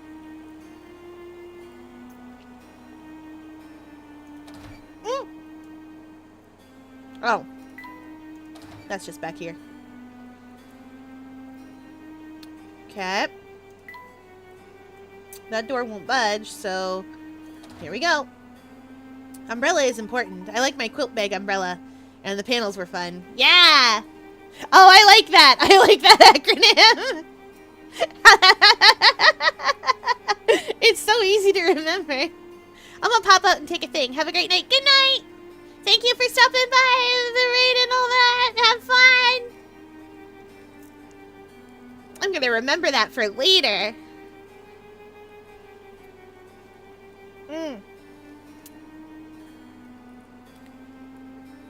Where are you going, Fear? I'm going to talk with my quilt bag friends. Oh, do you enjoy quilting? I'm a crochet artist. I make blankets, but yes. I'm very small. The blankets are very big.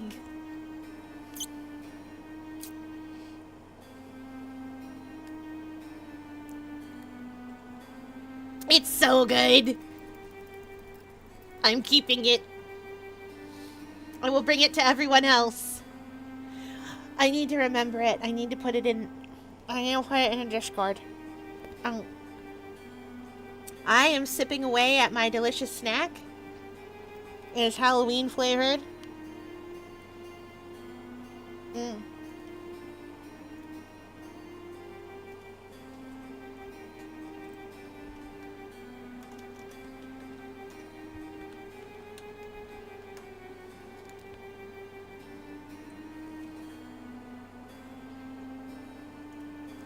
Okay, I've done it. I've never seen such an immense boiler before. This must be the castle's main power source. For some reason, though, it's not currently in use. Yes! We'll spread it away. Put all the nice people in the quilt bag and give them a hug. Yeah! The evil image I have been sent. Oh, qu'est-ce que c'est?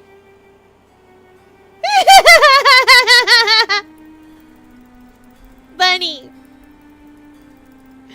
Bunny! I wish to pet a bunny. I would like to pet a bunny.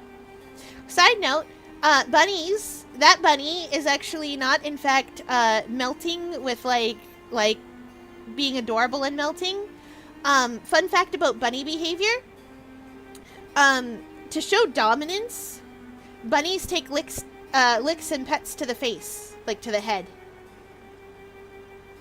That's how they prove they're powerful. I don't know why, but that is a true fact about bunny behavior.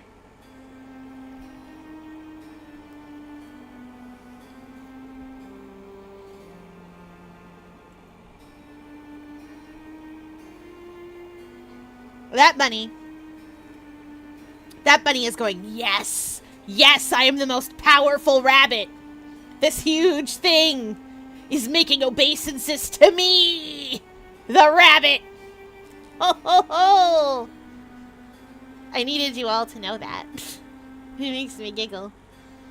No, you deserve mini hug. I did instantly send Val I did instantly send it to Val. Val is my mod. I had to do it. Me. I would like to see your painter sketch. Jacob, if he was a bunny.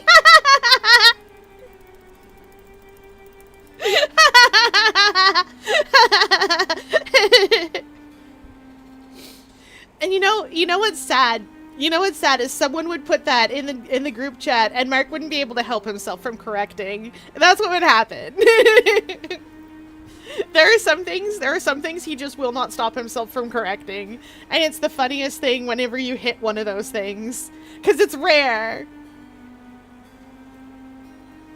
But when you hit it with, like, and you get, it's like, you know how there's those bells that if you bonk them on the top, they don't make noise, but if you hit them just right, they go swung, even though they're tiny?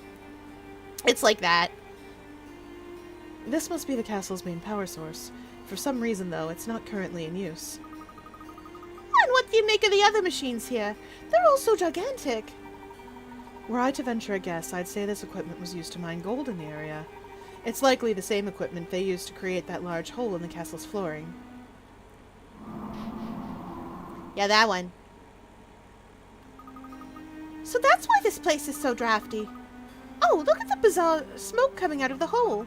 Don't get too close to it, Professor. I bet breathing it in is probably terrible for you. Whoever broke the ground here must have known that machinery inside and out. One misplaced scrape of the shovel could have sent the whole foundation crashing down. Not to be rude, but I don't think we really have time to admire the miner's handiwork. Oh yes, quite right, my boy. I believe we can open the door above us if we get this boiler up and running again.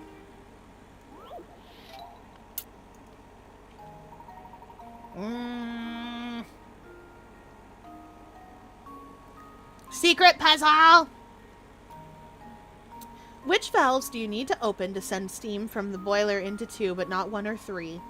All valves start in the closed position. Answer using the solution that requires opening the fewest numbers of valve. Tap a valve to open or close it. You only need 2. I remember this puzzle, and I remember you literally only need 2.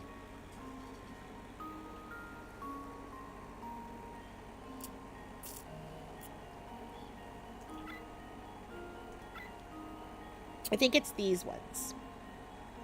Well, let me memo it out.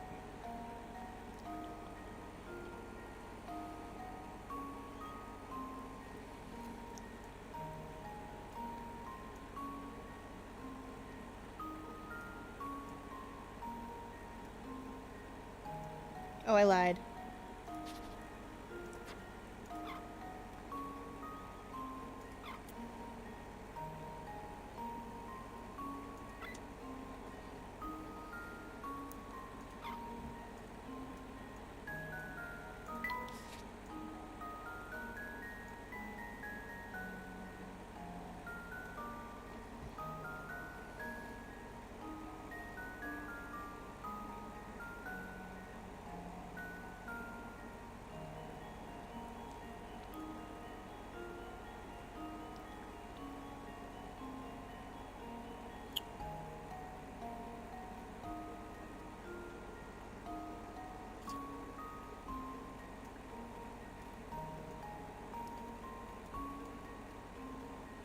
Here we are.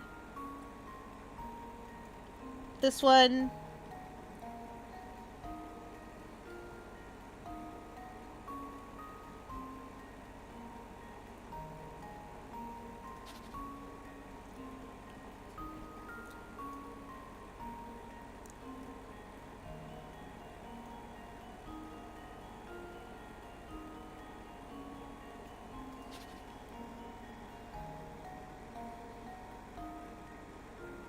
Oh, 3. Maybe.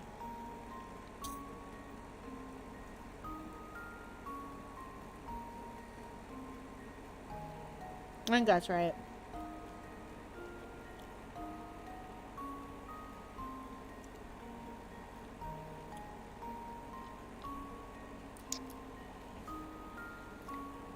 What if I projected my period cramps onto Sebastian? Why not? Who's to say that he doesn't have male seahorse DNA? Girl mantis shrimp, who knows?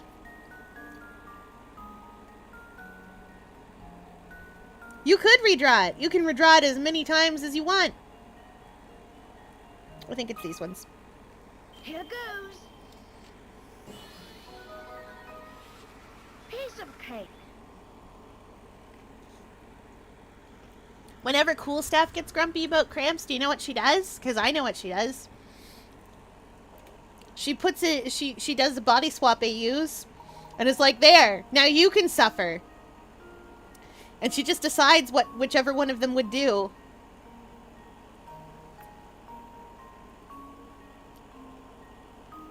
in order of who handles it best. Mark handles it best because he's used to dealing with constant pain, so he's just like, well, it's in a slightly different place, but alright. I guess I have to take a Tylenol about it, but I don't like it, but it's happening. And Callahan handles it worse. Dog-coded. Ooh, a secret third option.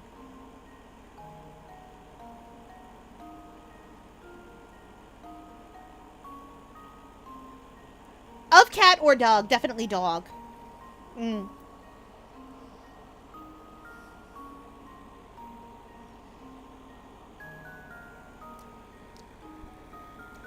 Of a secret, especially a working dog like a border collie.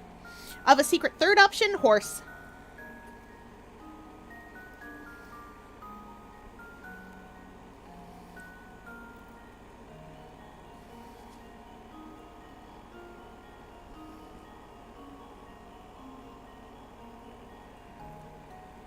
And I know what you may be thinking.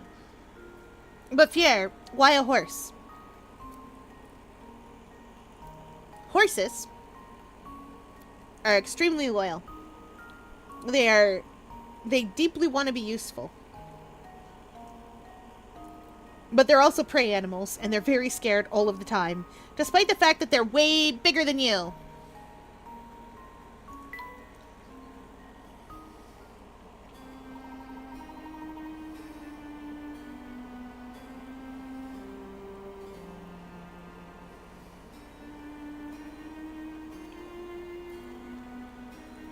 Good work, my boy. Now upward and outward. I don't see any other way out of here. Oh, a picture. Over here! I do not care, little man. But I do care about picture.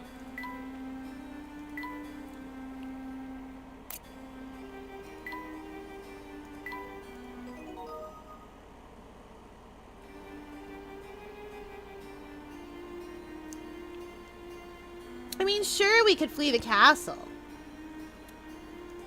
But chat, there's puzzles to be done.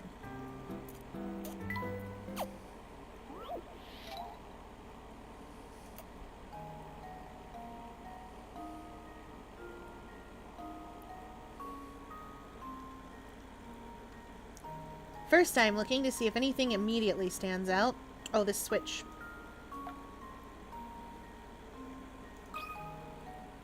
This should do the trick. Huh. Wonderful.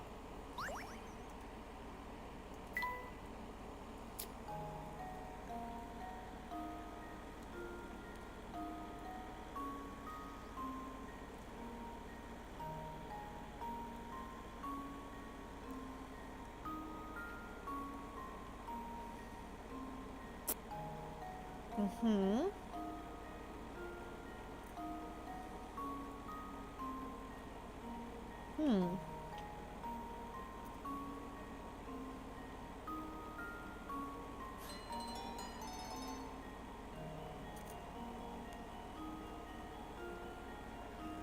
It is time for cheating.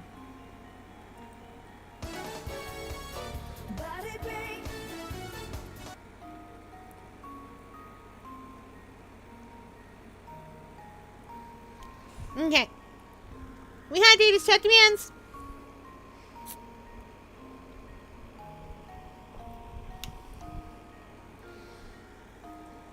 And a big stretch.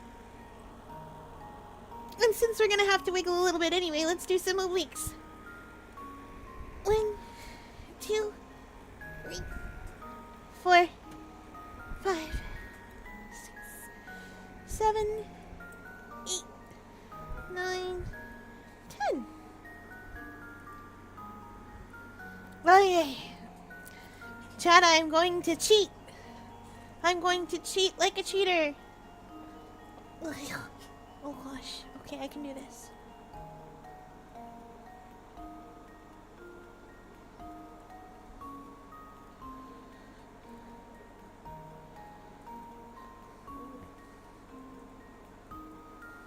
Almost.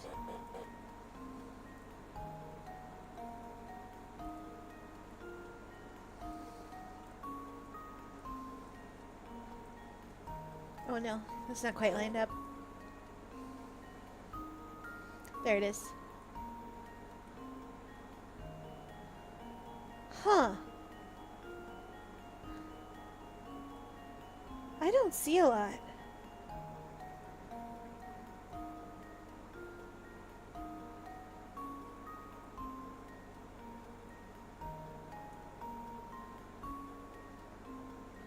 Chad, I might need your help on this. I can't see it. Even cheating. Maybe it's the light over there. On the left side, but... No, it's not. Ugh. Ow. Now I'm dizzy because I had to turn sideways.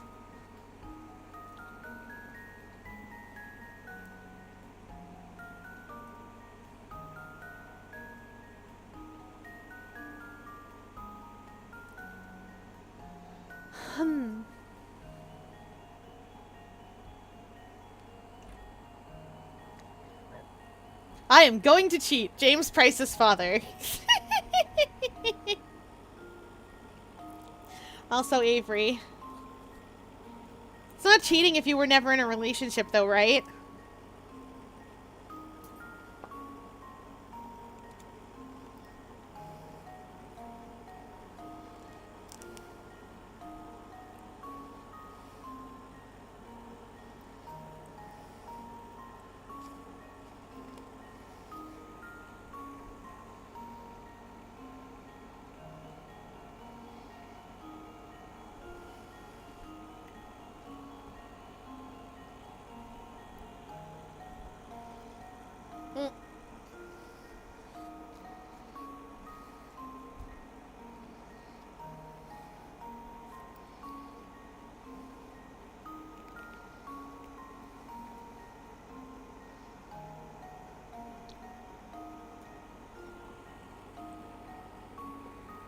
Alright, I have eaten my delicious Halloween snack.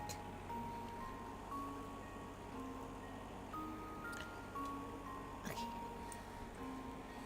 Where are these differences? There's two more. I couldn't see them tipping my head. Ba-ba-ba-ba. So it might be as simple as a coloration thing.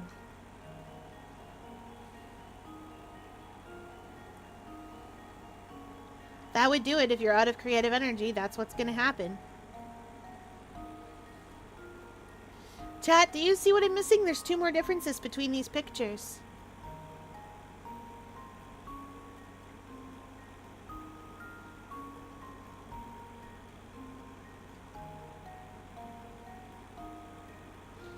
I tried cheating, but I think maybe the difference is a color thing.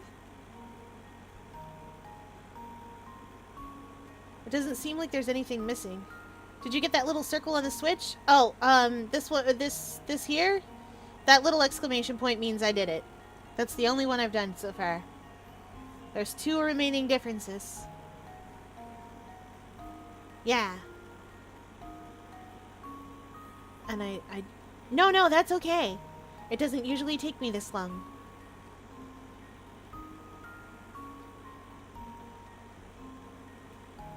Oh? There's a bend. In the railing. Oh yeah, there is. Right here. I see it. That was too thin for me to pick up with my cheating plan. That makes sense. And there we have it. That was too small for me to spot. Why are you apologizing? I asked for help. So it must be some small detail I'm looking for then. Hup! Or maybe I will cheat from the other side.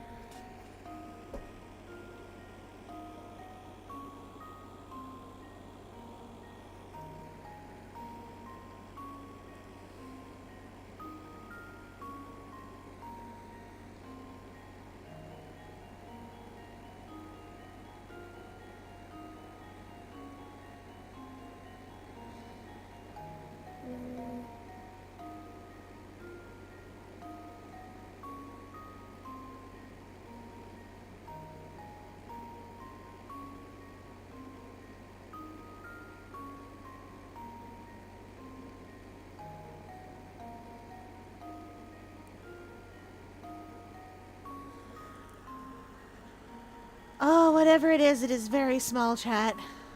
Or it's a color thing or something that I just can't pick up in my cheating fashion. Chat, I don't see it.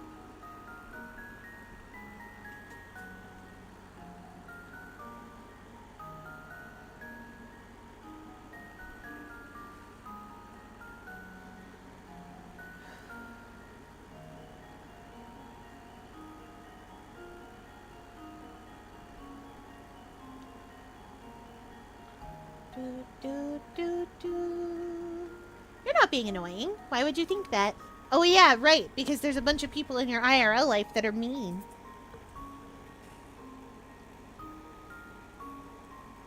Wait. No. Wait, maybe? No, that hose is the same length, isn't it? Yeah, it is. I'm just being silly and weird. And by that I mean I am so desperate for there to be a difference that I'm finding differences where there are none.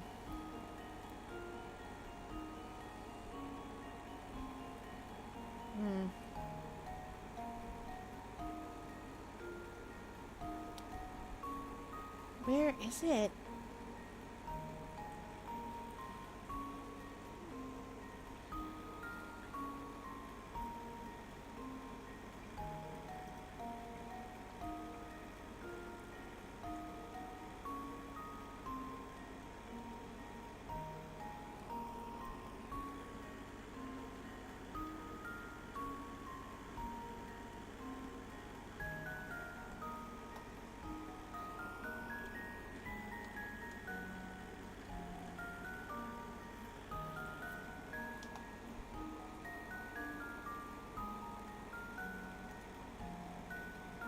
One, two, three, four, five, 6, 7, 8,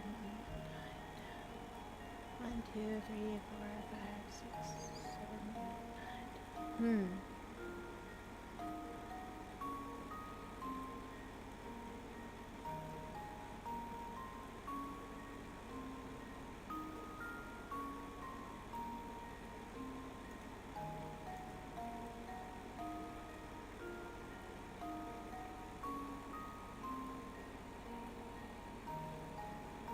No, there's 10 here. But that gives me an idea.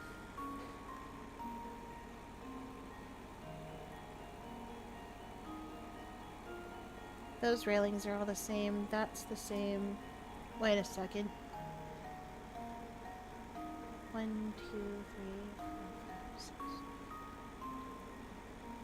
1, 2, 3. It's this! Just leave it to me. Let's go! Layton's apprentice strikes again. Thanks, chat. You did it!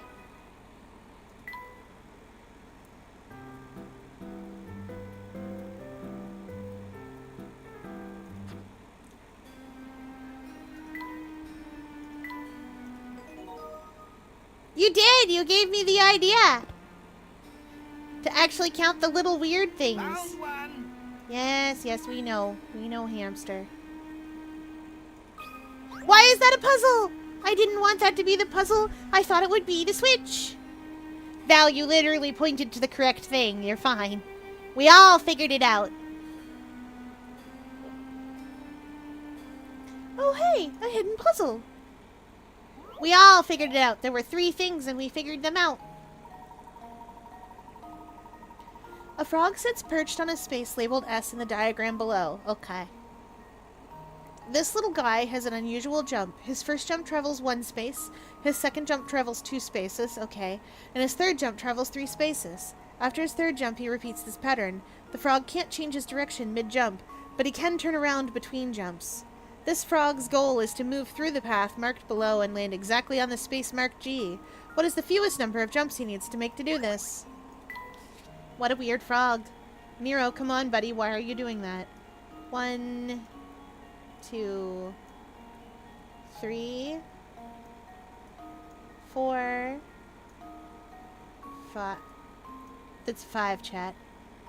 It's a beautiful 5. Prettiest 5 you ever saw. 5, 6, 7, That's definitely an 8. 8. 9.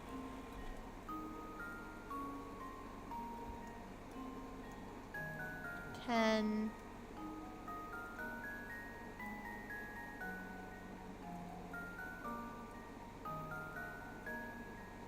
Oh.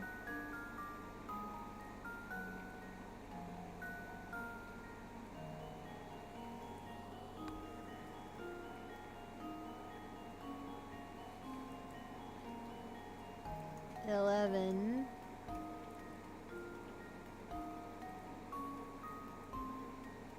Oh, no, wait, that won't work. 2.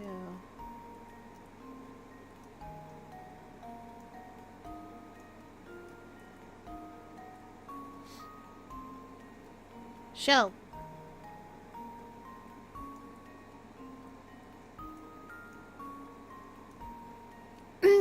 Shell.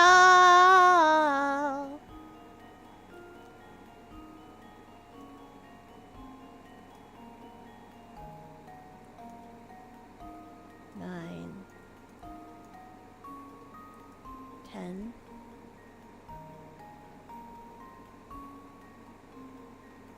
Oh.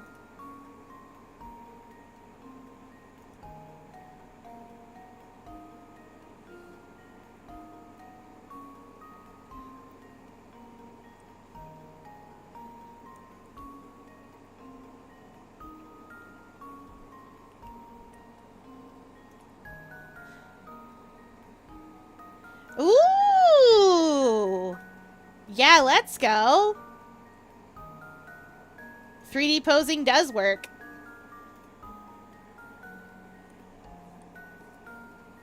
You're doing it.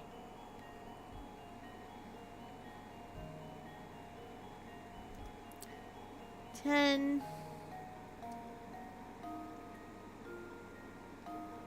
But this is where 11 would put me. I would be put either here or here.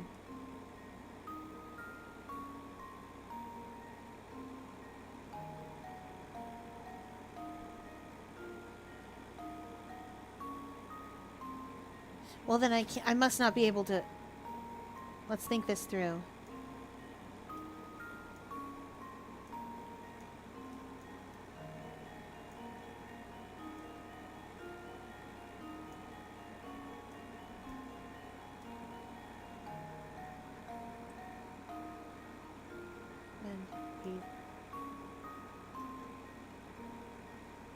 The 9's up here.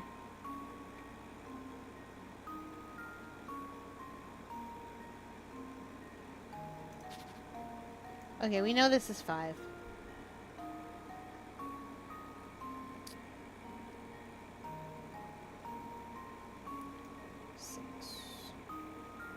Oh, wait, hold on. We can go backwards anytime. We don't have to keep going. So 7, 8, 9. If I hop back here, that's 10. 11. Here's 11. And then 1, 2, 12. Okay, we can do 12.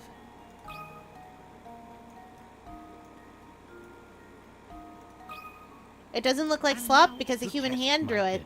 Slop looks like what a human hand drew, but worse. Huh. Wonderful. Woo! That's the way to do it. As shown in the diagram, if you think to make the frog jump back the way he came twice, he can make it to G in 12 hops. Hop, hop, hop. Whew! That one was a lot of work. Gonna say, don't be a puzzle too. I'd be sad.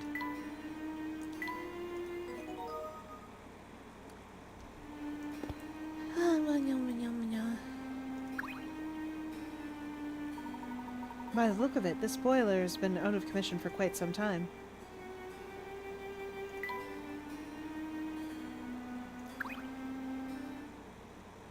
Ah, don't like that. Not going that way, chat.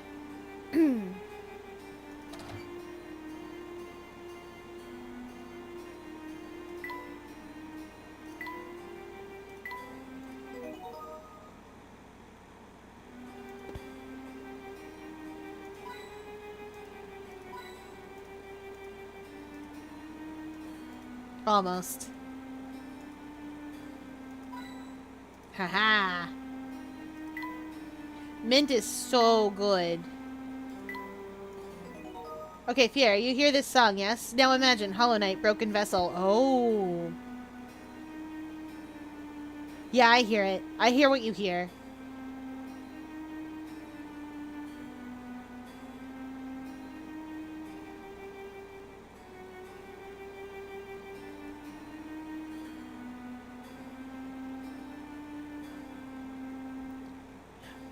Fun fact, I can play the Hollow Knight title screen on a harp.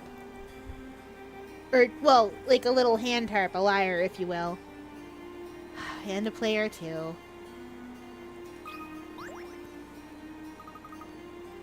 This door's shut tight, too. This door serves as the only portal out of here. We'll need to open it to escape. Oh boy, a magical... Oh no! Chat, this is a magic square. It seems that the lock here is some sort of magic square. In order to solve it, position the remaining numbers so that each string of 4 vertical, horizontal, and diagonal numbers adds up to the same total. Solve the magic square to open the door. Well, thankfully it's given us our total. Our total must be 18. Wow, I was quick with that. Okay, so if our total must be 18, then this is 4, 2, and 5 is 11. So this has to be 7.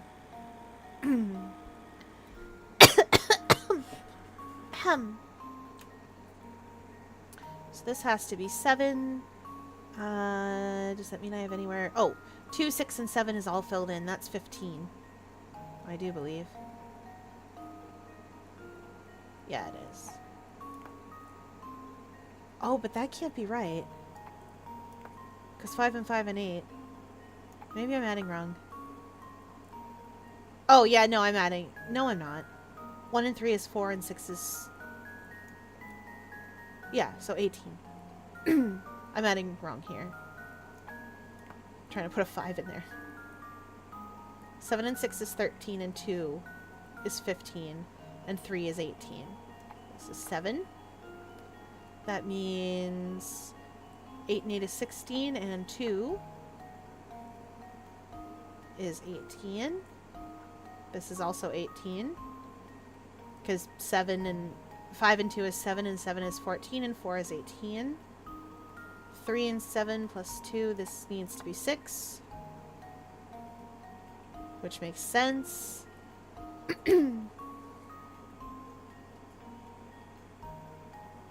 Oh, now these ones need to be reversed. 4 and 8 need to go in here. 12 and 6. And 1 and 5 need to go in here. Oh, but I need to make sure that they're in the right places.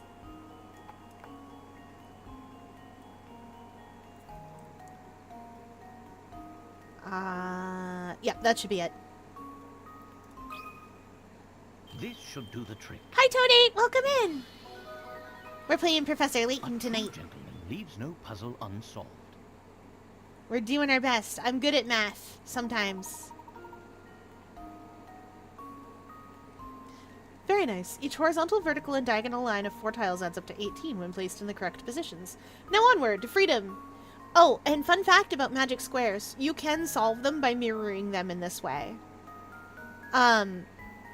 So the way it works is that,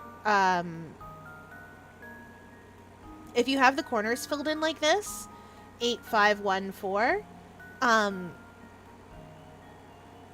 you can mirror that a little. I don't know how to explain very good. Just trust me that there is a mirror going on here. I love this series a lot. It's one of my favorites. We're going to play Diabolical Box, and then we're going to play Unwound Future. And because we finished the original Phoenix Wright trilogy a little bit ago, we're also going to play Professor Layton versus Phoenix Wright, because I like that game. I don't think I'll play the prequel games, because I didn't hate them, but I did not like them as much as I like these games. I wanted to like the Catriel Layton one, But I think it would have been a stronger story if they'd started with the case where she gets what's-his-face as her assistant and left out the talking dog. Legitimately would have been a stronger game. Everything else could have been the same. I'm too used to the UK titles, so hearing Diabolical Box feels weird to me. Oh yeah, it's like the Elysian Box in the UK, isn't it?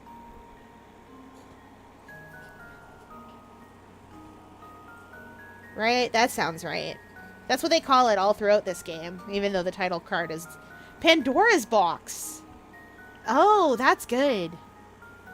Why didn't they call it that in the States? Well, I guess people don't know what a Pandora's Box is in the States. Oh, they also changed the name of one of the tea ingredients. I think it's the Bell Tart seed. Is different in the UK. I know you do, Val, but you listen to Epic for funsies. I did too. I don't know who I'm kidding. People don't know what Pandora's Box is? A lot of people don't. I'm not even from the UK. My boyfriend who introduced me to the series used his games, which are obviously the UK's version. Oh, that tracks. Sometimes I end up with UK versions of games. Because they just weren't released here. So I have a lot of PAL versions of games that just didn't come out here. So sometimes they're PAL versions, or sometimes they're the one that I own. Rhythm Heaven, for instance, is Rhythm Paradise, and I gotta get my timing down for that, because it's different. The PAL version is different, because it's only, like, its frame rate is slightly different. Luke, the vent is open now. Follow me. I cannot perform Luke's Mockney accent, so you'll be hearing a lot of hilarious attempts. They're not very good. I hate that hamster. I don't know why I hate that hamster, chat. Like, I shouldn't hate him. It's just his voice grinds my gears. Alright, Nigel.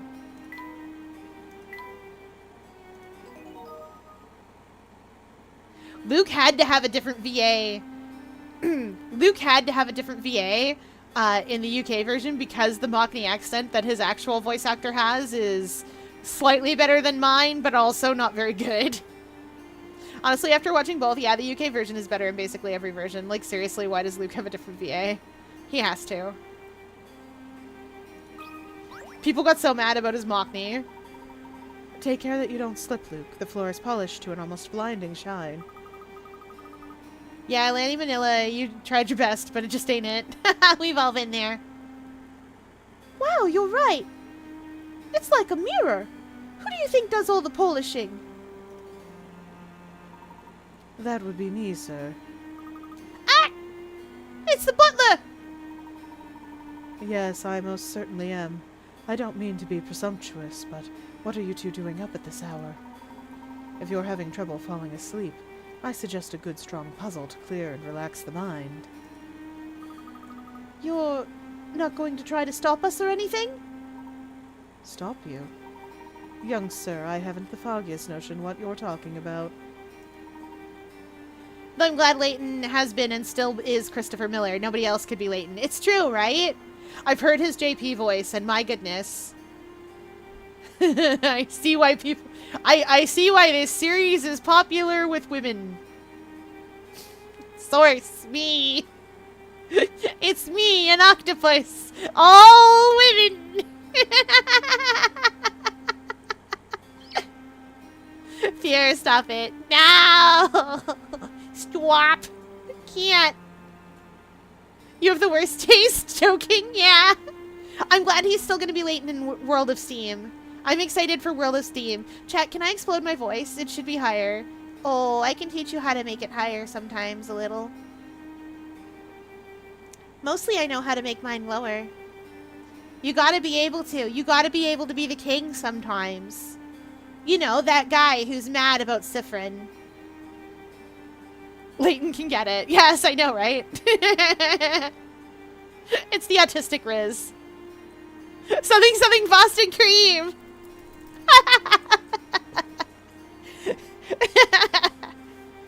No wonder why all the weebs flock to Lost Future. Loanthal gotta steal the show. Yeah. I mean, something Boston Cream. I know, chat. I know. the old bright one. How dare you? My Boston Cream was clearly better. I filled it with jam just as Martha Washington would have wanted. Etc. Wait, I gotta hydrate better to do that voice.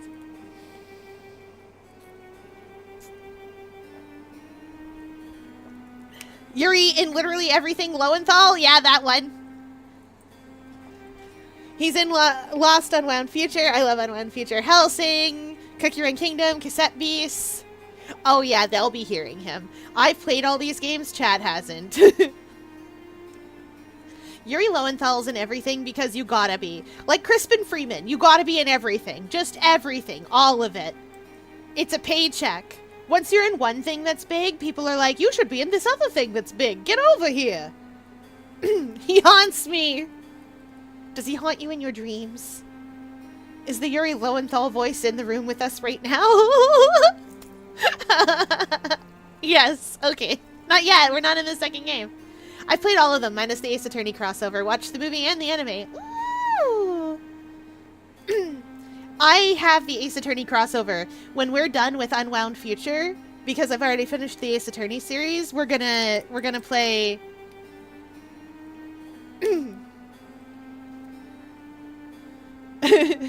we're gonna play the next the crossover one. Crossover one's fun. It's a very simple plot, but I think it's a lot of fun. Boston Cream is like, don't get me wrong, it's funny obviously, but it's like so unfunny that it loops around to being hilarious. No, I get you. I wanted it that rant I designed on purpose after like the Great British Bake Off. Like, do you know how like what's his face? Paul Hollywood, that's the guy. Do you know how Paul Hollywood does not know how food works at all because he's English and has never seen a food outside of England? Chat, to explain to you how little Paul Hollywood knows about food, in case you don't know. To explain to you. So one of the challenges one year was to make s'mores. Now, we're all familiar with s'mores, yes? We all know what those are. You take the marshmallow, you put chocolate on a graham cracker, and then you put the marshmallow in between a graham cracker and that, and then you, like, pull the stick out of the marshmallow. This man took digestive biscuits. You know those guys. They're those little, like...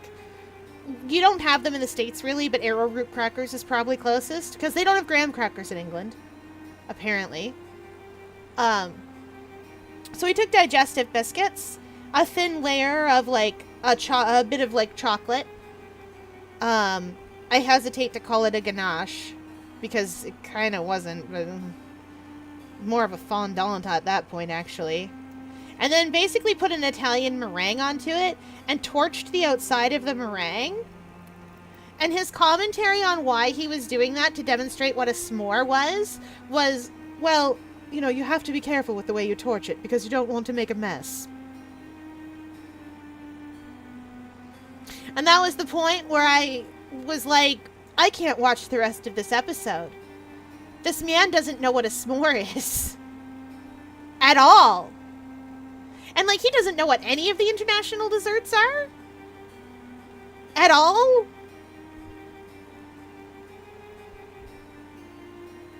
Me when that's the whole point of s'mores? Exactly! S'mores are, it's like, I don't even know where to start with how wrong all of it is. All of it. I don't mind the digestive biscuits in place of graham crackers, because they don't have graham crackers regularly in England. Sure, fine, whatever. That's an American thing. It's named after the guy who invented it. I get it. John Soup inventing soup when he wanted to drink a chicken. I understand. It's named after the American guy who made graham crackers. However, my guy, the most cursory research on Earth, I think his name might actually have been John Graham, but then I think I'm mixing that up with, like, a TV preacher, but then I think maybe that's the same guy once again. But I think maybe it's too old for it to be that. So I'd have to look it up again. It's something to do with Kellogg also, because of course it is. Why wouldn't it be something to do with Kellogg when it's a bland food? Graham crackers aren't bland exactly. They're really good actually, but they used to be blander. Side note, I want Golden Grams now. I love that cereal. Anyway, right, Paul Hollywood doesn't know anything about food. So I was like, you know what? You know what? He wouldn't even do a cursory look at Boston Cream, I bet.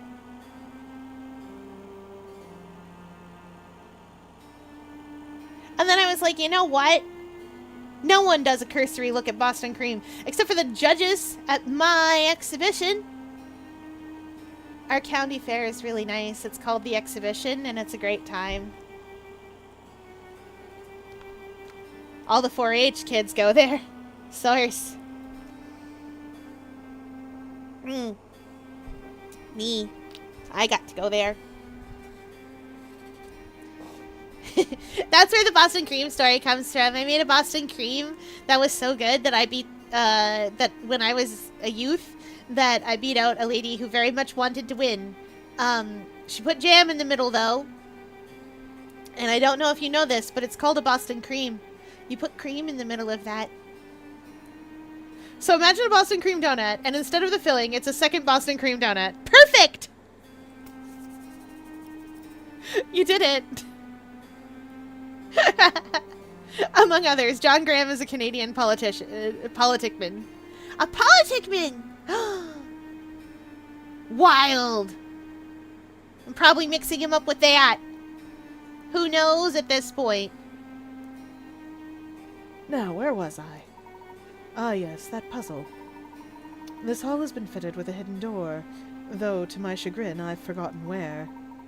However, I do recall an old saying the servants used in days past to remember the location of the door. I will now relate to you that saying, and your task, dear guests, will be to decipher the door's location. Politicman. Political Pikmin. Yes! Are y'all doing fractals tonight? I am. You guys are welcome with. Also, side note, I play Guild Wars 2. It is a good time to start Guild Wars 2 because it is fractal. There's a fractal incursion, which gets you a bunch of cool points towards fractal things. You can come too. Are you coming?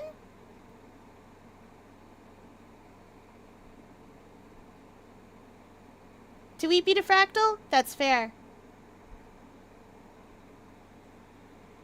Shifty eyes. If you're too eepy, you can also go to bed, but it's okay either way. I'm going to Fractal on Thursday, all day Thursday. No, it's not that. Oh, okay. You can put it in the DMs if you want. Well, see, there's politicmen and there's sciencemans, and there's min is just the thing that you put on the end of the word to tell people that it's a job that they're doing. There's science-mins, there's politic-mins.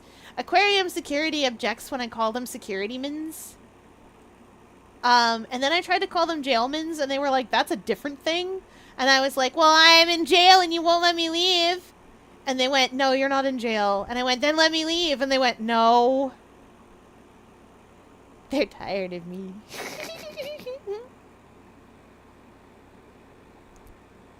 The entire series, there are now 1,000+ completely inaccessible puzzles nowadays. Yeah, that tracks. I just hate doing stuff with people sometimes because it feels like I'm wasting y'all's time. You're not! Get in here! You can Fraggle with me! I don't know if you understand, but you can Fraggle with me at all times. You can always play Guild Wars with me. He's Evil Twin Guardsman!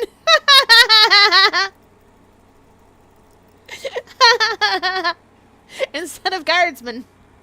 It's guardsman instead of guardsman. Those words are pronounced the same with my accent. Oh no. Oh no. Yeah, they had daily puzzles in some games. I think Miracle Mask had like 400 unique puzzles total. Oh yeah, they did. Why are you apologizing? It's funny. No, it's hilarious.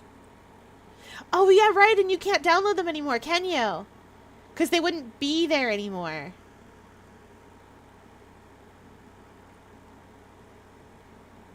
Yeah, it had a ton. I remember there were a ton of daily puzzles in, like, even Curious Village had daily puzzles, and there were a bunch.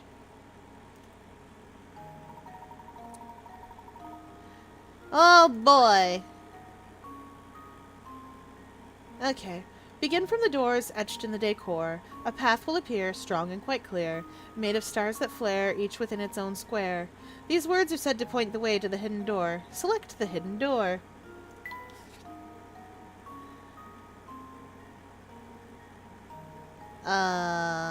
Huh. Well, I can see the stars that flare, each within their own square.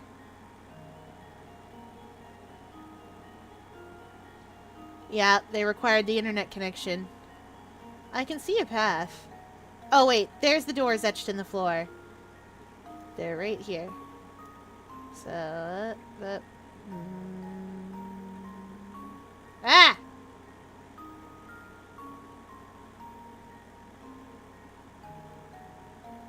Oh, it's an arrow.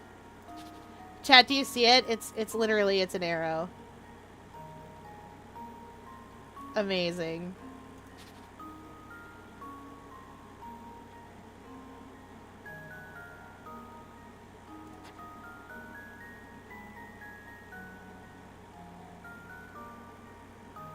Wait.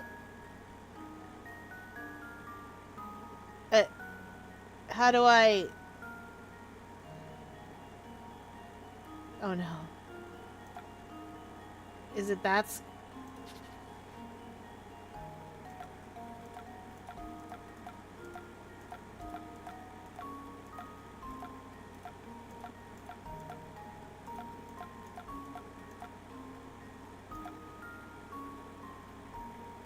Oh no.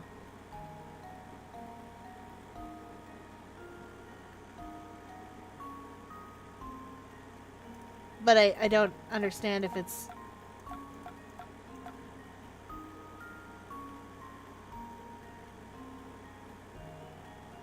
I mean, I guess it's literally pointing there, so if it's not there, I'll be confused.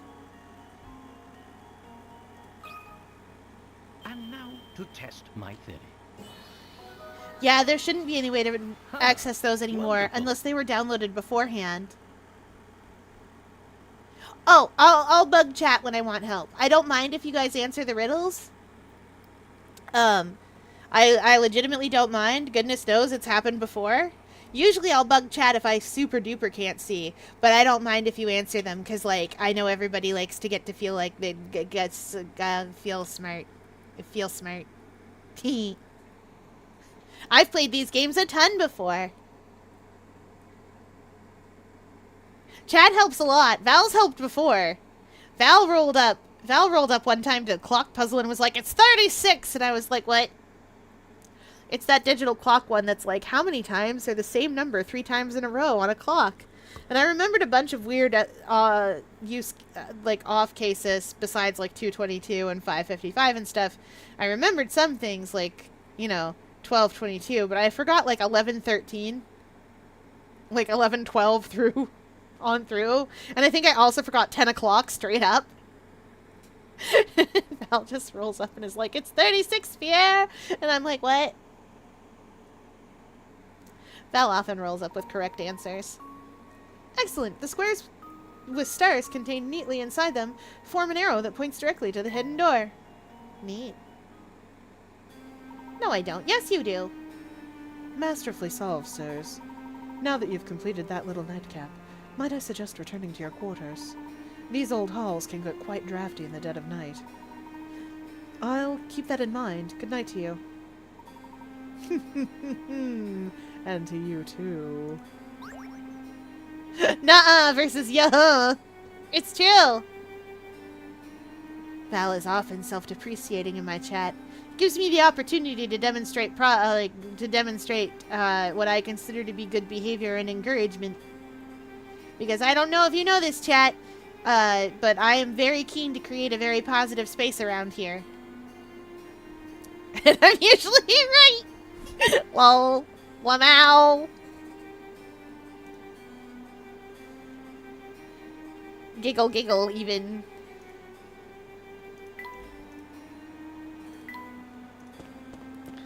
Yes, not a single wrinkle in that tablecloth. Almost as if, chat. Almost as if that tablecloth is unreal. Ruffle, perhaps. Yes, exactly. You get me. Teehee and such.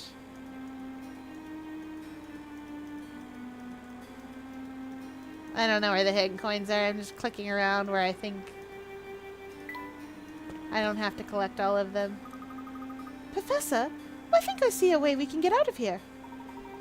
Our search has led us to the castle, and we're on the verge of revealing what killed Dr. Schrader.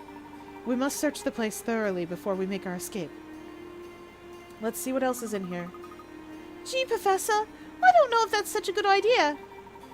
Luke, listen to me. We can't turn back and run, not now. We're so close to uncovering the truth about Folsen's and the Elysian box. We must press on. Oh. Ding. Jackpot!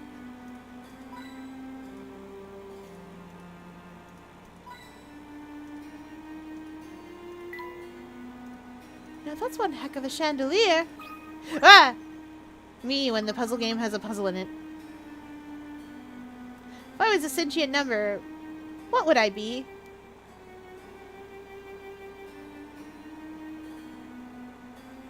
Seven.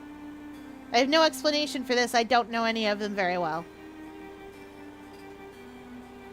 Take a look at this picture, Professor. There he is, larger than life, the current master of Harrison Castle. You mean the guy who just tried to tie us up and drink our blood? Gee, I wonder what number I would be. I wonder. What, someone named Toad 8, what number would they be?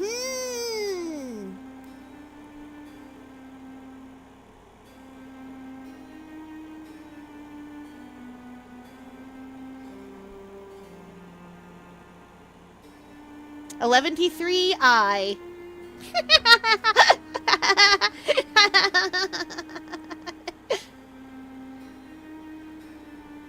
You got three of me, you can go gamble. Let's go gambling. I made the number 11T up. It's an imaginary number, but not like math's imaginary number.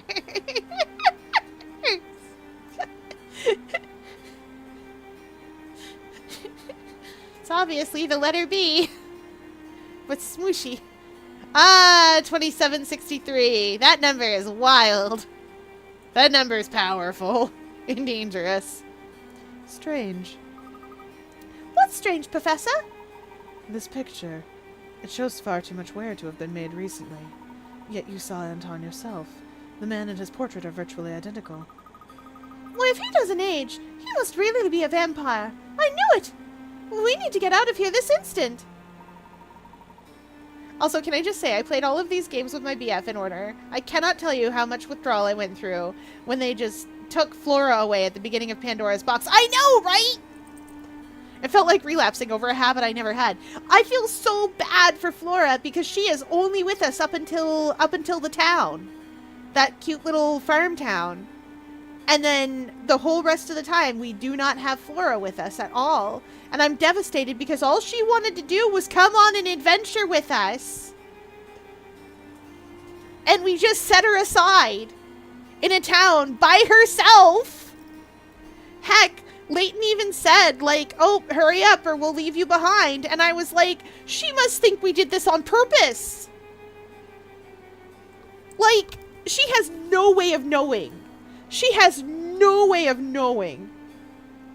But we got Emmy, who's also goated and kicks people in the nuts. That's true. She did do that. I felt so bad at the end of the third prequel game. I felt so bad. I did not care for the reveal.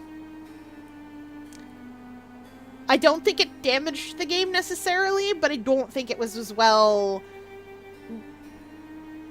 seeded as it could have been. It damaged my enjoyment of the games. And it's one of the reasons why I'm not going to play them on stream. The other reason, yeah, the other reason is that the games, the prequel games, I don't know if it's just that I've gotten good at Layton puzzles or what, but the puzzles feel easy, like significantly easier. And I don't know if it's just like that I've become more skilled with it or what. But they didn't feel like they were as difficult as they could have been in a lot of places. And it was kind of disappointing. Because, like, when I play a puzzle game, I want to actually have to think about the puzzle part. Perhaps those rumors in town weren't entirely unfounded. But running about in a panic has never solved anything. Why don't we take a moment to clear our heads with this puzzle about portraits? Are you kidding, Professor? I don't think we really have time for this right now. Chad, I'm going to level with you. I almost want to put on my busy boys accent for Luke.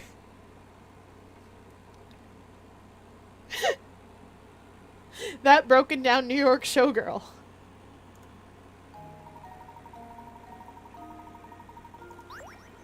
Two brothers have inherited their parents' 5-piece art collection. According to the will, the older brother will get a set of paintings worth twice that of the younger brother gets. In order to ascertain the value of the paintings, the brothers called in an appraiser who valued each painting as shown below. For his services, the appraiser was promised the one painting left over after the brothers divided art according to the parents' wishes. Assuming that individual paintings can't be divided, which one does the appraiser get? Why would you divide individual paintings? But okay, sure. Let's see what we've got here. Oh, this is 100,000.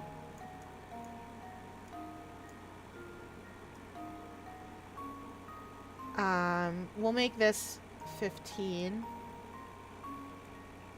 to make this 100. That'll be 100. And that makes this 75. So that means we have 275,000 to split in half.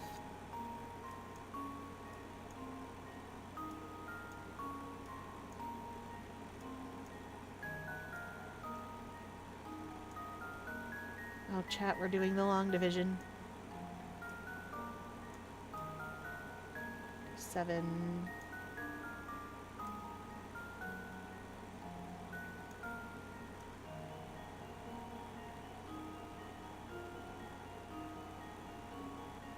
Two goes into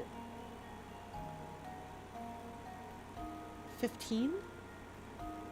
Oh no, Chad, I think I've forgotten how to do long division.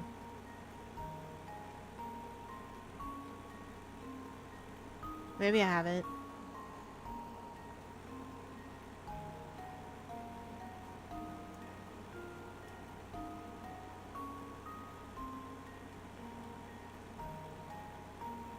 No, I've definitely forgotten how to do this part of long division.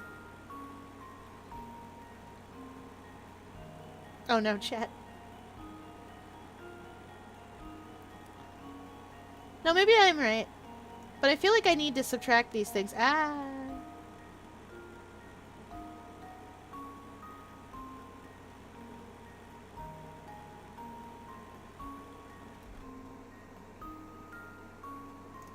Anyway, the total here is 275,000.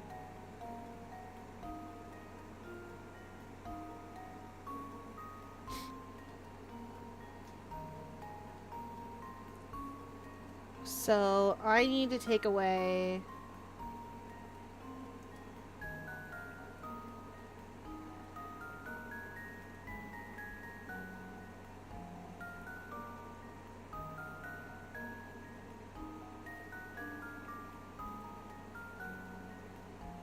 Huh.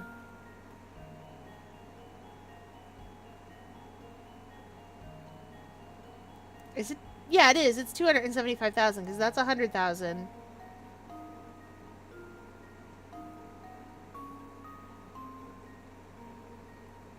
Wait a minute. Wait a minute. I'm overcomplicating this to death, chat. This is 120,000. And this is 60,000. That's half. Did it. Solved. He gets E. This should do the trick. I am overcomplicating the heck out of it. Now let me go read chat. And there we have it. I think if I had to order the main games from favorite to least favorite, it'd be Lost Future, Curious Village, Last Spectre, Miracle Mask, Pandora's Box, and then Azran Legacy. Azran Legacy is almost definitely my least favorite one. But also, one thing about this series that I genuinely adore is all of the games are so good you could have your own entirely different order and it makes sense. Like, there's no objectively incorrect order of favorites, which is so rare to see in a series, much less a series with 6 games. True facts. And even then, almost every Layton fan has Lost Future as their number 1, so who cares, Lamau? Fair. I will say, my favorite one is Curious Village. Lost Future is amazing, and I love it a lot, but my favorite one is still Curious Village. I cannot explain why. Wait, yes, I can. I can. Curious Village, I played these games as they were coming out, so Curious Village was the first one I played, which is part of what it is. It's partially, it's the first one, so it stuck with me longer. And the other thing about Curious Village is that it is a very good standalone game, and it's an excellent introduction to the idea of the Layton series. So I've gotten a lot of people into the Layton games using Curious Village. And being like, here, let me gush about my favorite game. And they might never get past the other ones, but they still at least got that far. Doozer ruined my run. I'm sorry about that, Glaggle. You can type all you want. This village is rather curious. I don't mind. It's true. People yap in my chat all the time. I'm gonna level with you. The number, like, I don't mind, like, walls of text. Just as long as you guys don't take it personally, if sometimes I don't read all of it. Sometimes I won't. Sometimes I'll paraphrase. Sometimes I'll be like, no, that's interesting enough for me to yap about. Wow, the appraiser came out of there good. That's right, the appraiser receives painting E. The older brother inherits painting A, C, and D, which are worth 120,000 total, and the little brother gets a single painting worth 60,000, half of what his brother gets. In the end, the appraiser takes home the most expensive painting of all. My, isn't that convenient? Terribly convenient. You're not awful! I'm the ultimate yapper. I literally spend 3 hours a night yapping every night. I'm a 4 centimeter tall octopus. I spend almost as many hours as I am tall. Psst, Val, did you know? Teapot 20! I'm glad you guys are excited about it. Me too. Nicely answered, Luke. Perhaps it doesn't seem like the ideal time for a puzzle, but being able to stand back and think critically in a time of stress is a skill of utmost importance. I appreciate the sentiment, Professor, but right now solving puzzles is the last thing on my mind.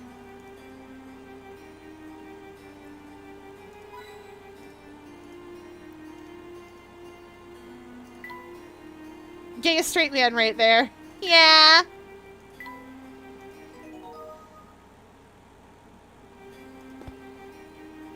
In that frame. Yeah. Anton's beautiful.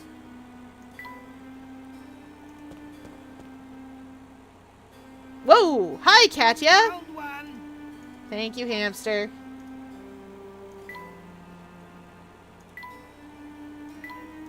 I love Anton a lot. We see so little of him in this game, but I love him anyway. I'm just like 10 out of 10, man. Found one. Please, hamster. Trying to click on the pretty lady. Oh, I do believe that's... Katya? Oh! Why are you two here? I could ask the same thing. It's dangerous here. There's a vampire living in this castle, you know. Anton? He's no vampire. He's just... I'm quite puzzled, Katya. What do you know about this man? Well, it's not for me to say. Besides, right now you must focus all your efforts on escaping. If you linger here, the madness will grip you before long. Madness? I'm afraid I don't understand. Please be honest with us. What's happening here? Very well. I'll explain everything, but first you must get as far from this castle as possible, quickly. I know the way out. Follow me. How are you related to this entire situation? Are you? There's no time. You've got to get out of here.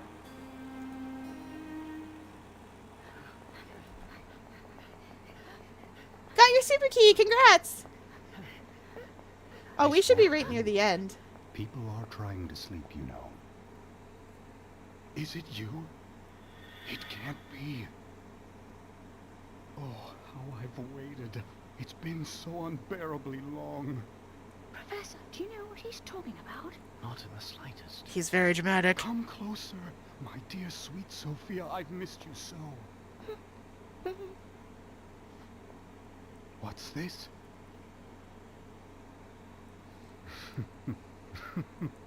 Very well then. Is this how it is? I didn't see this coming, Leighton. Not at all. I'm not sure I understand. She is pretty. This is your fault, but you can't have my Sophia. You're going to be very sorry you crossed me.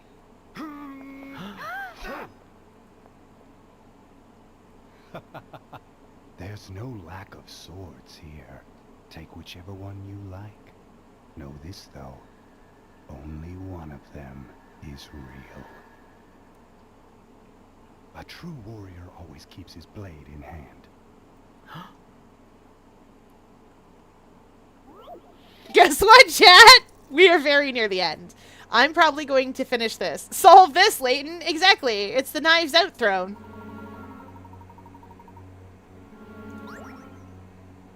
A true warrior always keeps his blade in hand. These are Anton's last words. I know exactly where it is, chat.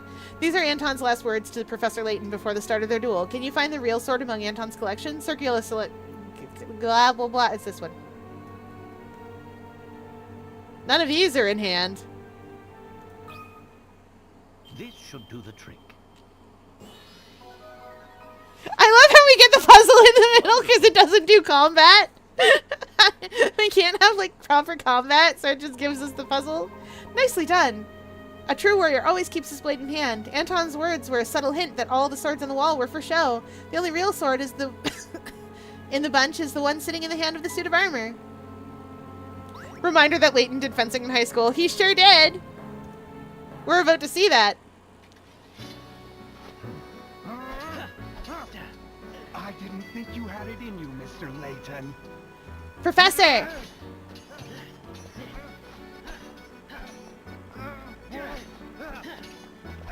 This is very dramatic, but one of these people fenced and one of these people obviously did not.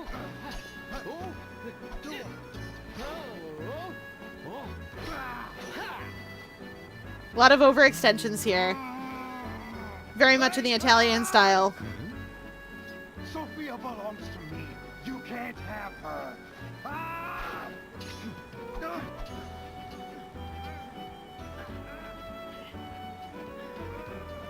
Anton's just kind of hacking away. Leighton has adopted a very English style here, I will say.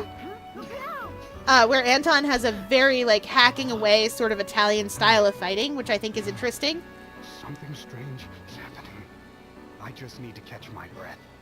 No more! Please, just stop! Yeah! What's happened to me? There's 3 main styles of fencing. Please just stop, Grandfather. Your body can't take it. What did you say? I don't understand. Sophia, dear. You haven't figured it out, have you? You really don't know. Then I guess it's up to me to tell you the truth. I'm your granddaughter, Anton. Don't be ridiculous. Look at me. I'm too young to be anyone's grandfather. But what you see around you isn't real. It's just an illusion created by your own mind. Your youth is part of that illusion. The truth is, well... Allow me, please. The gold mine built by your father, the late Duke Herzen, brought this town much growth and prosperity. This is gonna get wild, chat. But something terrible slept deep within that rich gold deposit. This is gonna get wild, chat. The twist here is amazing. I love the twist for Unbeknownst to the miners, diabolical they blocks. hit a vein of hallucinogenic gas while digging for gold. Yes, we are. This is the end of the game. The gas made those who breathed it extremely susceptible to mental suggestion of all types. Tales of the nightmarish visions seen in Folsense then spread, as did the town's sinister reputation. In truth, neither the faux sense we see before us nor its residents really exist. Fun fact, we've just been pouring tea into the street, talking to people who aren't real. Everyone was tripping this whole time. This is all a creation of our minds. How did you figure it all out, Professor? The images Yeah. of faux sense we saw are 50 years old, yet they show a town identical to the faux sense of today. No town can remain unchanged for 50 long years. The photos we saw in the train station formed our impression of the faux sense we'd seen. Which is why we saw Full Sense the way we did. A faux sense of 50 years ago. Enough of this madness. Full Sense is real. I'm real. Anton is real. None of it's real, Grandfather. This town is just a thin shadow, an illusion born of greed. You and Sophia, everything you know changed 50 years ago.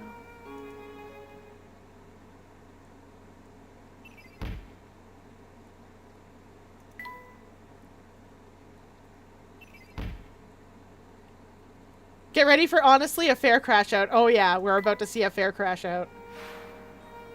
But you and I are betrothed. How can you just leave me here? I won't have it. This whole town is cursed. If we remain here, all those dear to me will die.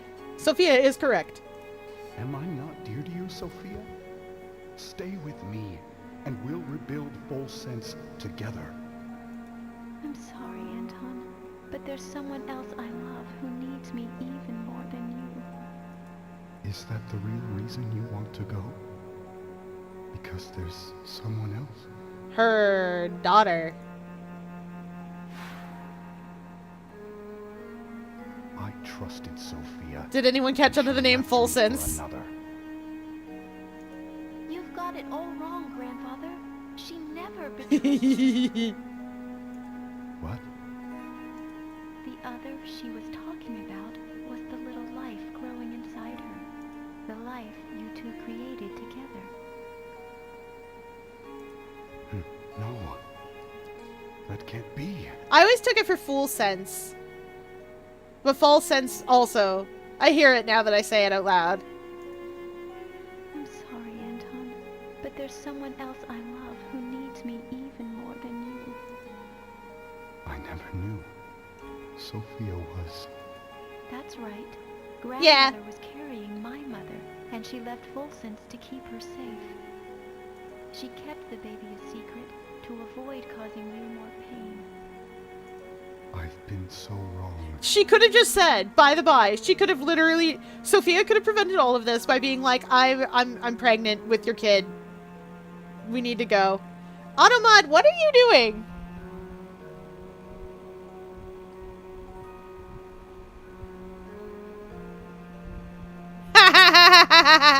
I don't. I saw that, but Automod is doing a good job, actually. YouTube doesn't. So I multi-stream to Twitch, YouTube, and Moonbeam, and YouTube gets picky with me about what's on the screen sometimes. So despite the fact, they donate meant it genuinely. I know, right? Anton could get it. It's true. Gay is straight, man. Grandmother passed away last Yeah. year, but she was always talking about you, even toward the end. She never stopped loving you. She literally could have solved this by being honest with him. Communication, chat. Communication. Sophia is dead? No, it can't be. I've had enough of your lies! Oh, no! Uh-oh. Another puzzle game about communication. Yeah, you'd think it's an indie game at this point. Grandfather, no! Please stop! That chandelier's going for it, chat. Chandelier's real. And load bearing. Must leave now. The whole place is starting to crumble! Come with me. What's this? What's happening? Huh? Be careful!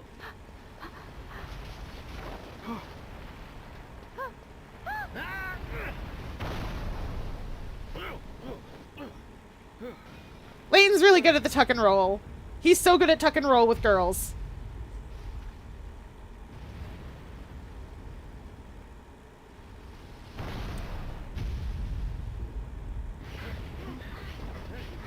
Ooh, Halloween Dandy's World update soon.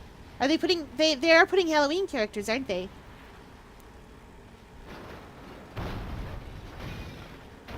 I haven't even seen TikTok Clock.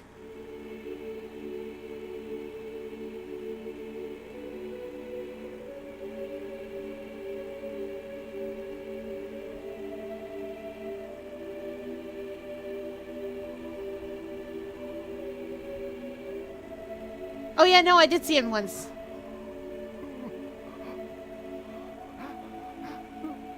Anyway, I should like to introduce Anton.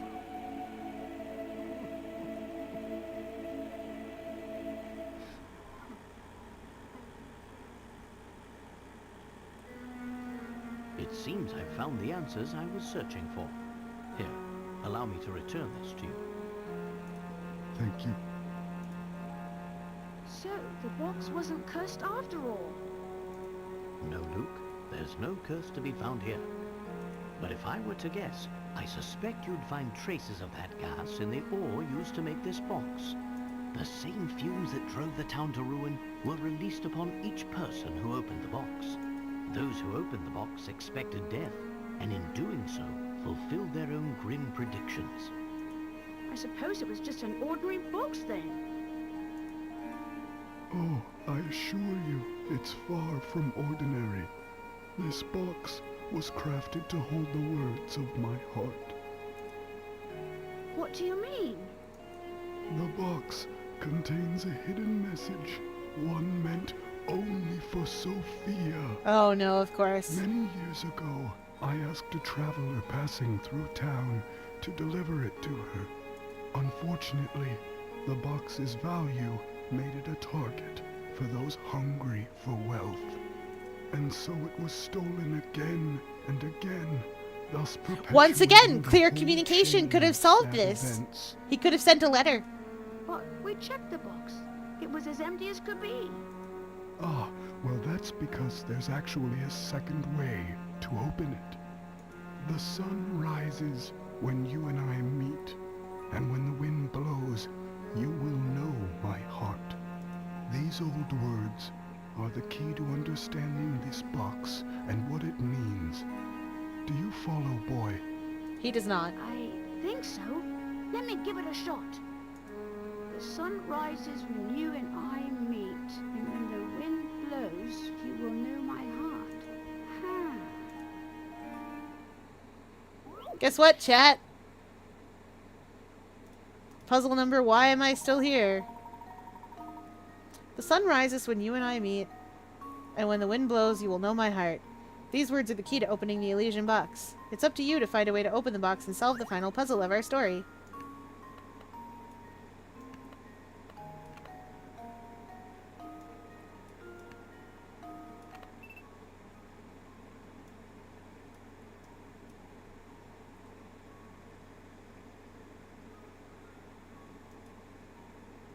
Oh, right.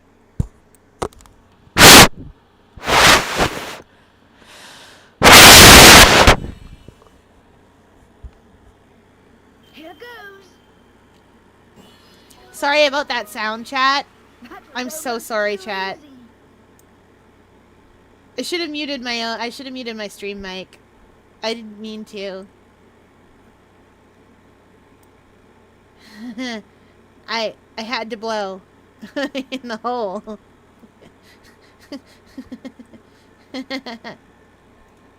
I'm so sorry. I know that was really loud. I thought my mic would peek it out. Wonderful. What was the message that Anton left to his sweetheart all those years ago? The time has come to find out.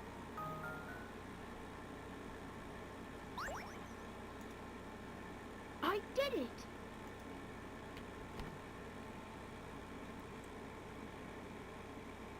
Oh. What's the matter? This isn't the letter I wrote. This is Sophia's handwriting. The box must have made it to her after all. My dear Anton, are you well? I received your letter. Though I'd like nothing more than to see you again, I'm afraid I no longer have the strength to do so.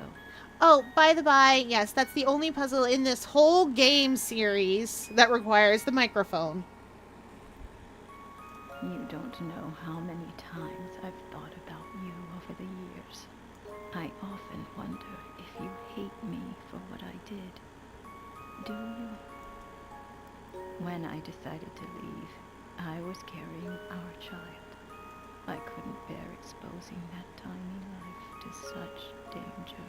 I knew your father's position and understood you didn't have the option to leave with me. Clear communication could have solved this problem. Even though I did the only thing I could, I'll always regret leaving you that way. Clear communication, children. But there's one bright spot in this sad story, and that is our lovely granddaughter, Katya. My departure all those years ago has given you the chance to meet. Oh, right. That reminds me. This is why Beluga was looking for the box so hard. And so fervently. It was to get it to Katya's grandmother. Katya's mother died shortly. Because Beluga after is she was Anton's born. brother. But Katya grew up strong and sweet just the same. She reminds me of you every time she smiles. With her around, I could never forget about you, even if I wanted to. You've been in my thoughts since the day we parted. And now, though my time here is drawing to a close, I like to think we'll meet again on the other side. The thought of seeing your face warms my heart. Be well and be happy, my dear Anton. Goodbye.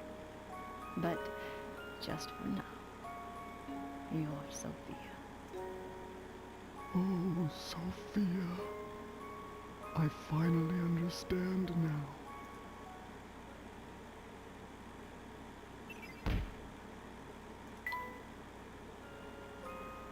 Grandfather,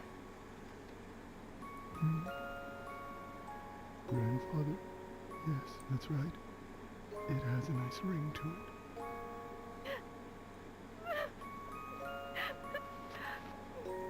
I am so happy we met, my dear granddaughter. You don't know how much this means to me.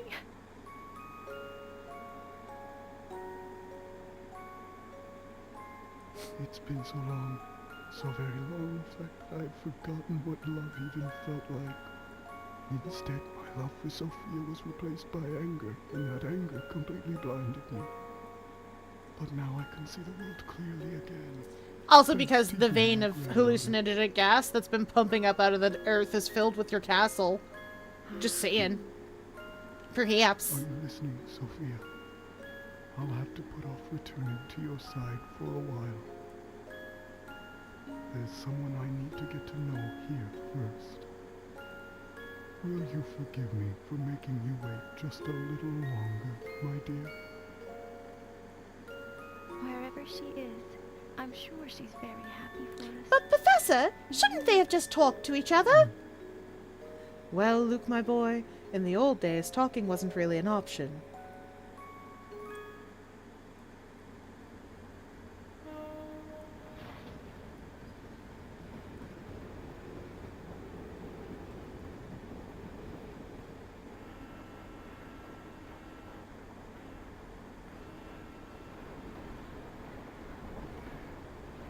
see ya! Bye! I love how he's hunched over like a troll.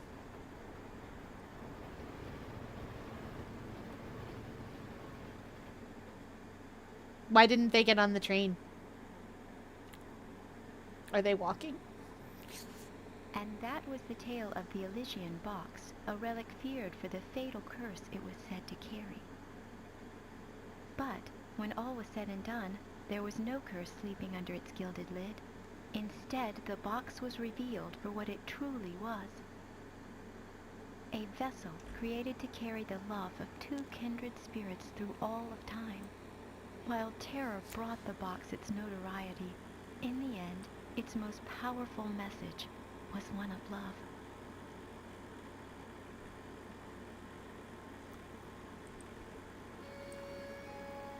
All right, chat. You know the deal. We watched the credits on this channel. Okay, but didn't a guy die? Nigel wasn't real.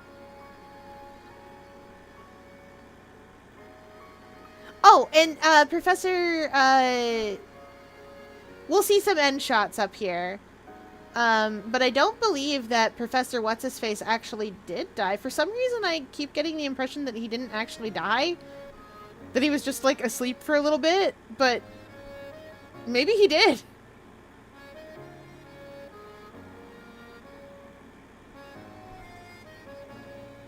Maybe he did.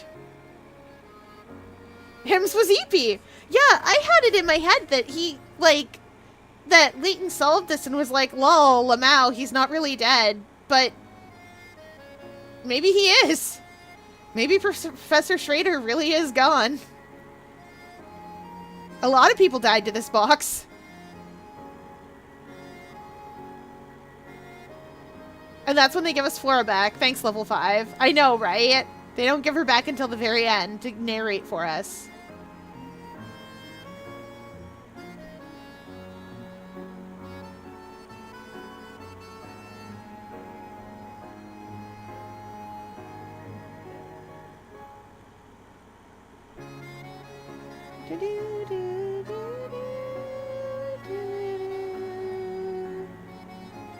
Ooh, new HQ design. Nice. I do love an HQ design. You should show it to me later. In the Discord. Anyway, we will be back. I mean, I'll be here all week, but the next Layton game will be on the 30th, I think. I know, right? One of the reasons I'm playing the Layton games with everybody is because I was listening to the soundtrack and was like, oh, I should play the game. That happened when I was playing Okami too, where I was like, oh, I should play the game. Luke peeking inside the cabaret like, oh, I could go for that. I love Layton's like, whoa, no, no, no, no. My boy.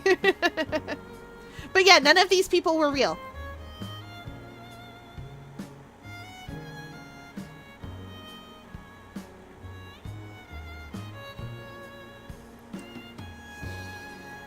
Once we get off the train and pass through,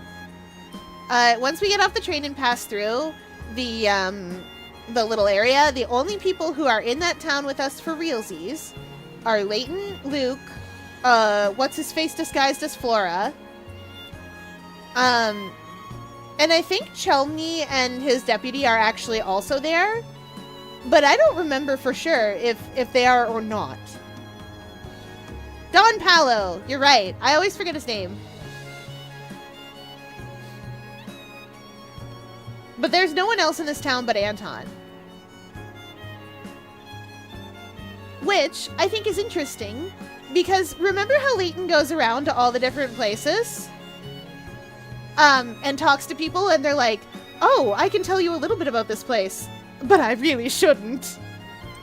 You remember how everyone's like, oh, but I really shouldn't. It's because it's Layton's imagination making these people up.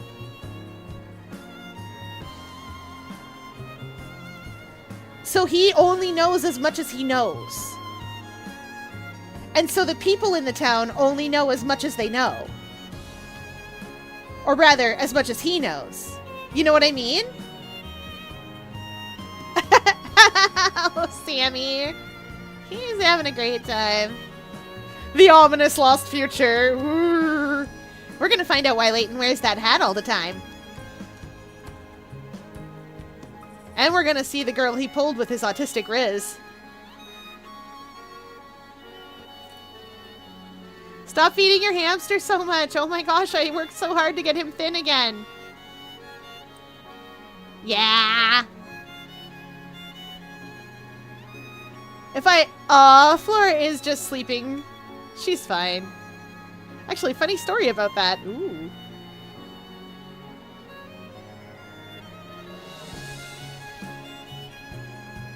She's me for real, silly. Layton takes his hat off and his forehead is just really tall. Nah, he had his hat off for like half a minute here. Luke kept the mask! Luke kept the mask so he could tell her about it.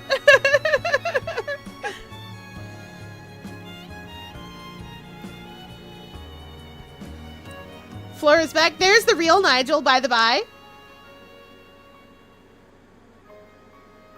Here to see Anton back.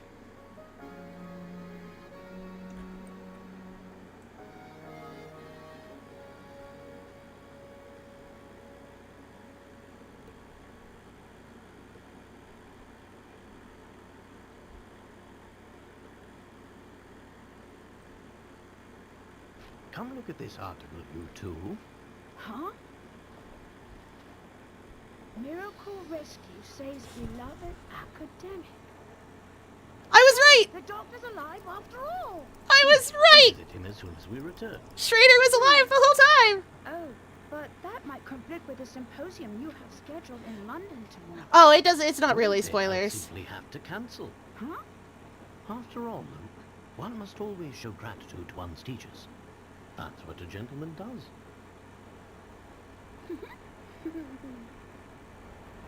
Luke also keeps the schedule. Luke's got Val vibes. Thanks, Val.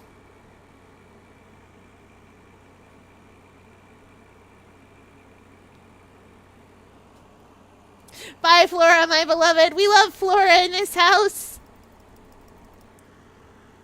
And that's that. That's that game. All right. Where's my buttons? Okay. Nope, wrong buttons. That's the buttons. It's now closing time, and we hope you enjoyed your visit to the octopus enclosure. We are going on a little adventure. If you're with me on Twitch, if you're with me on any of the other platforms, sorry. That's the end of the night. Aquarium security will get here later, and they'll be like, "What are you still doing up?" And I'll be like, "Hi."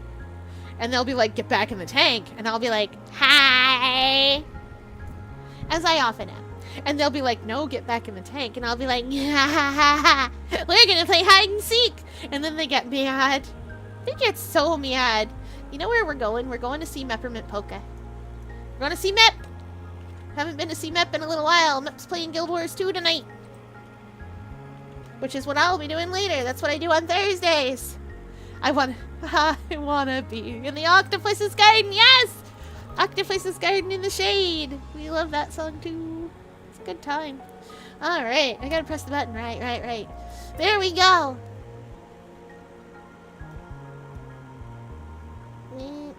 No, stop that. I am trying. There we go.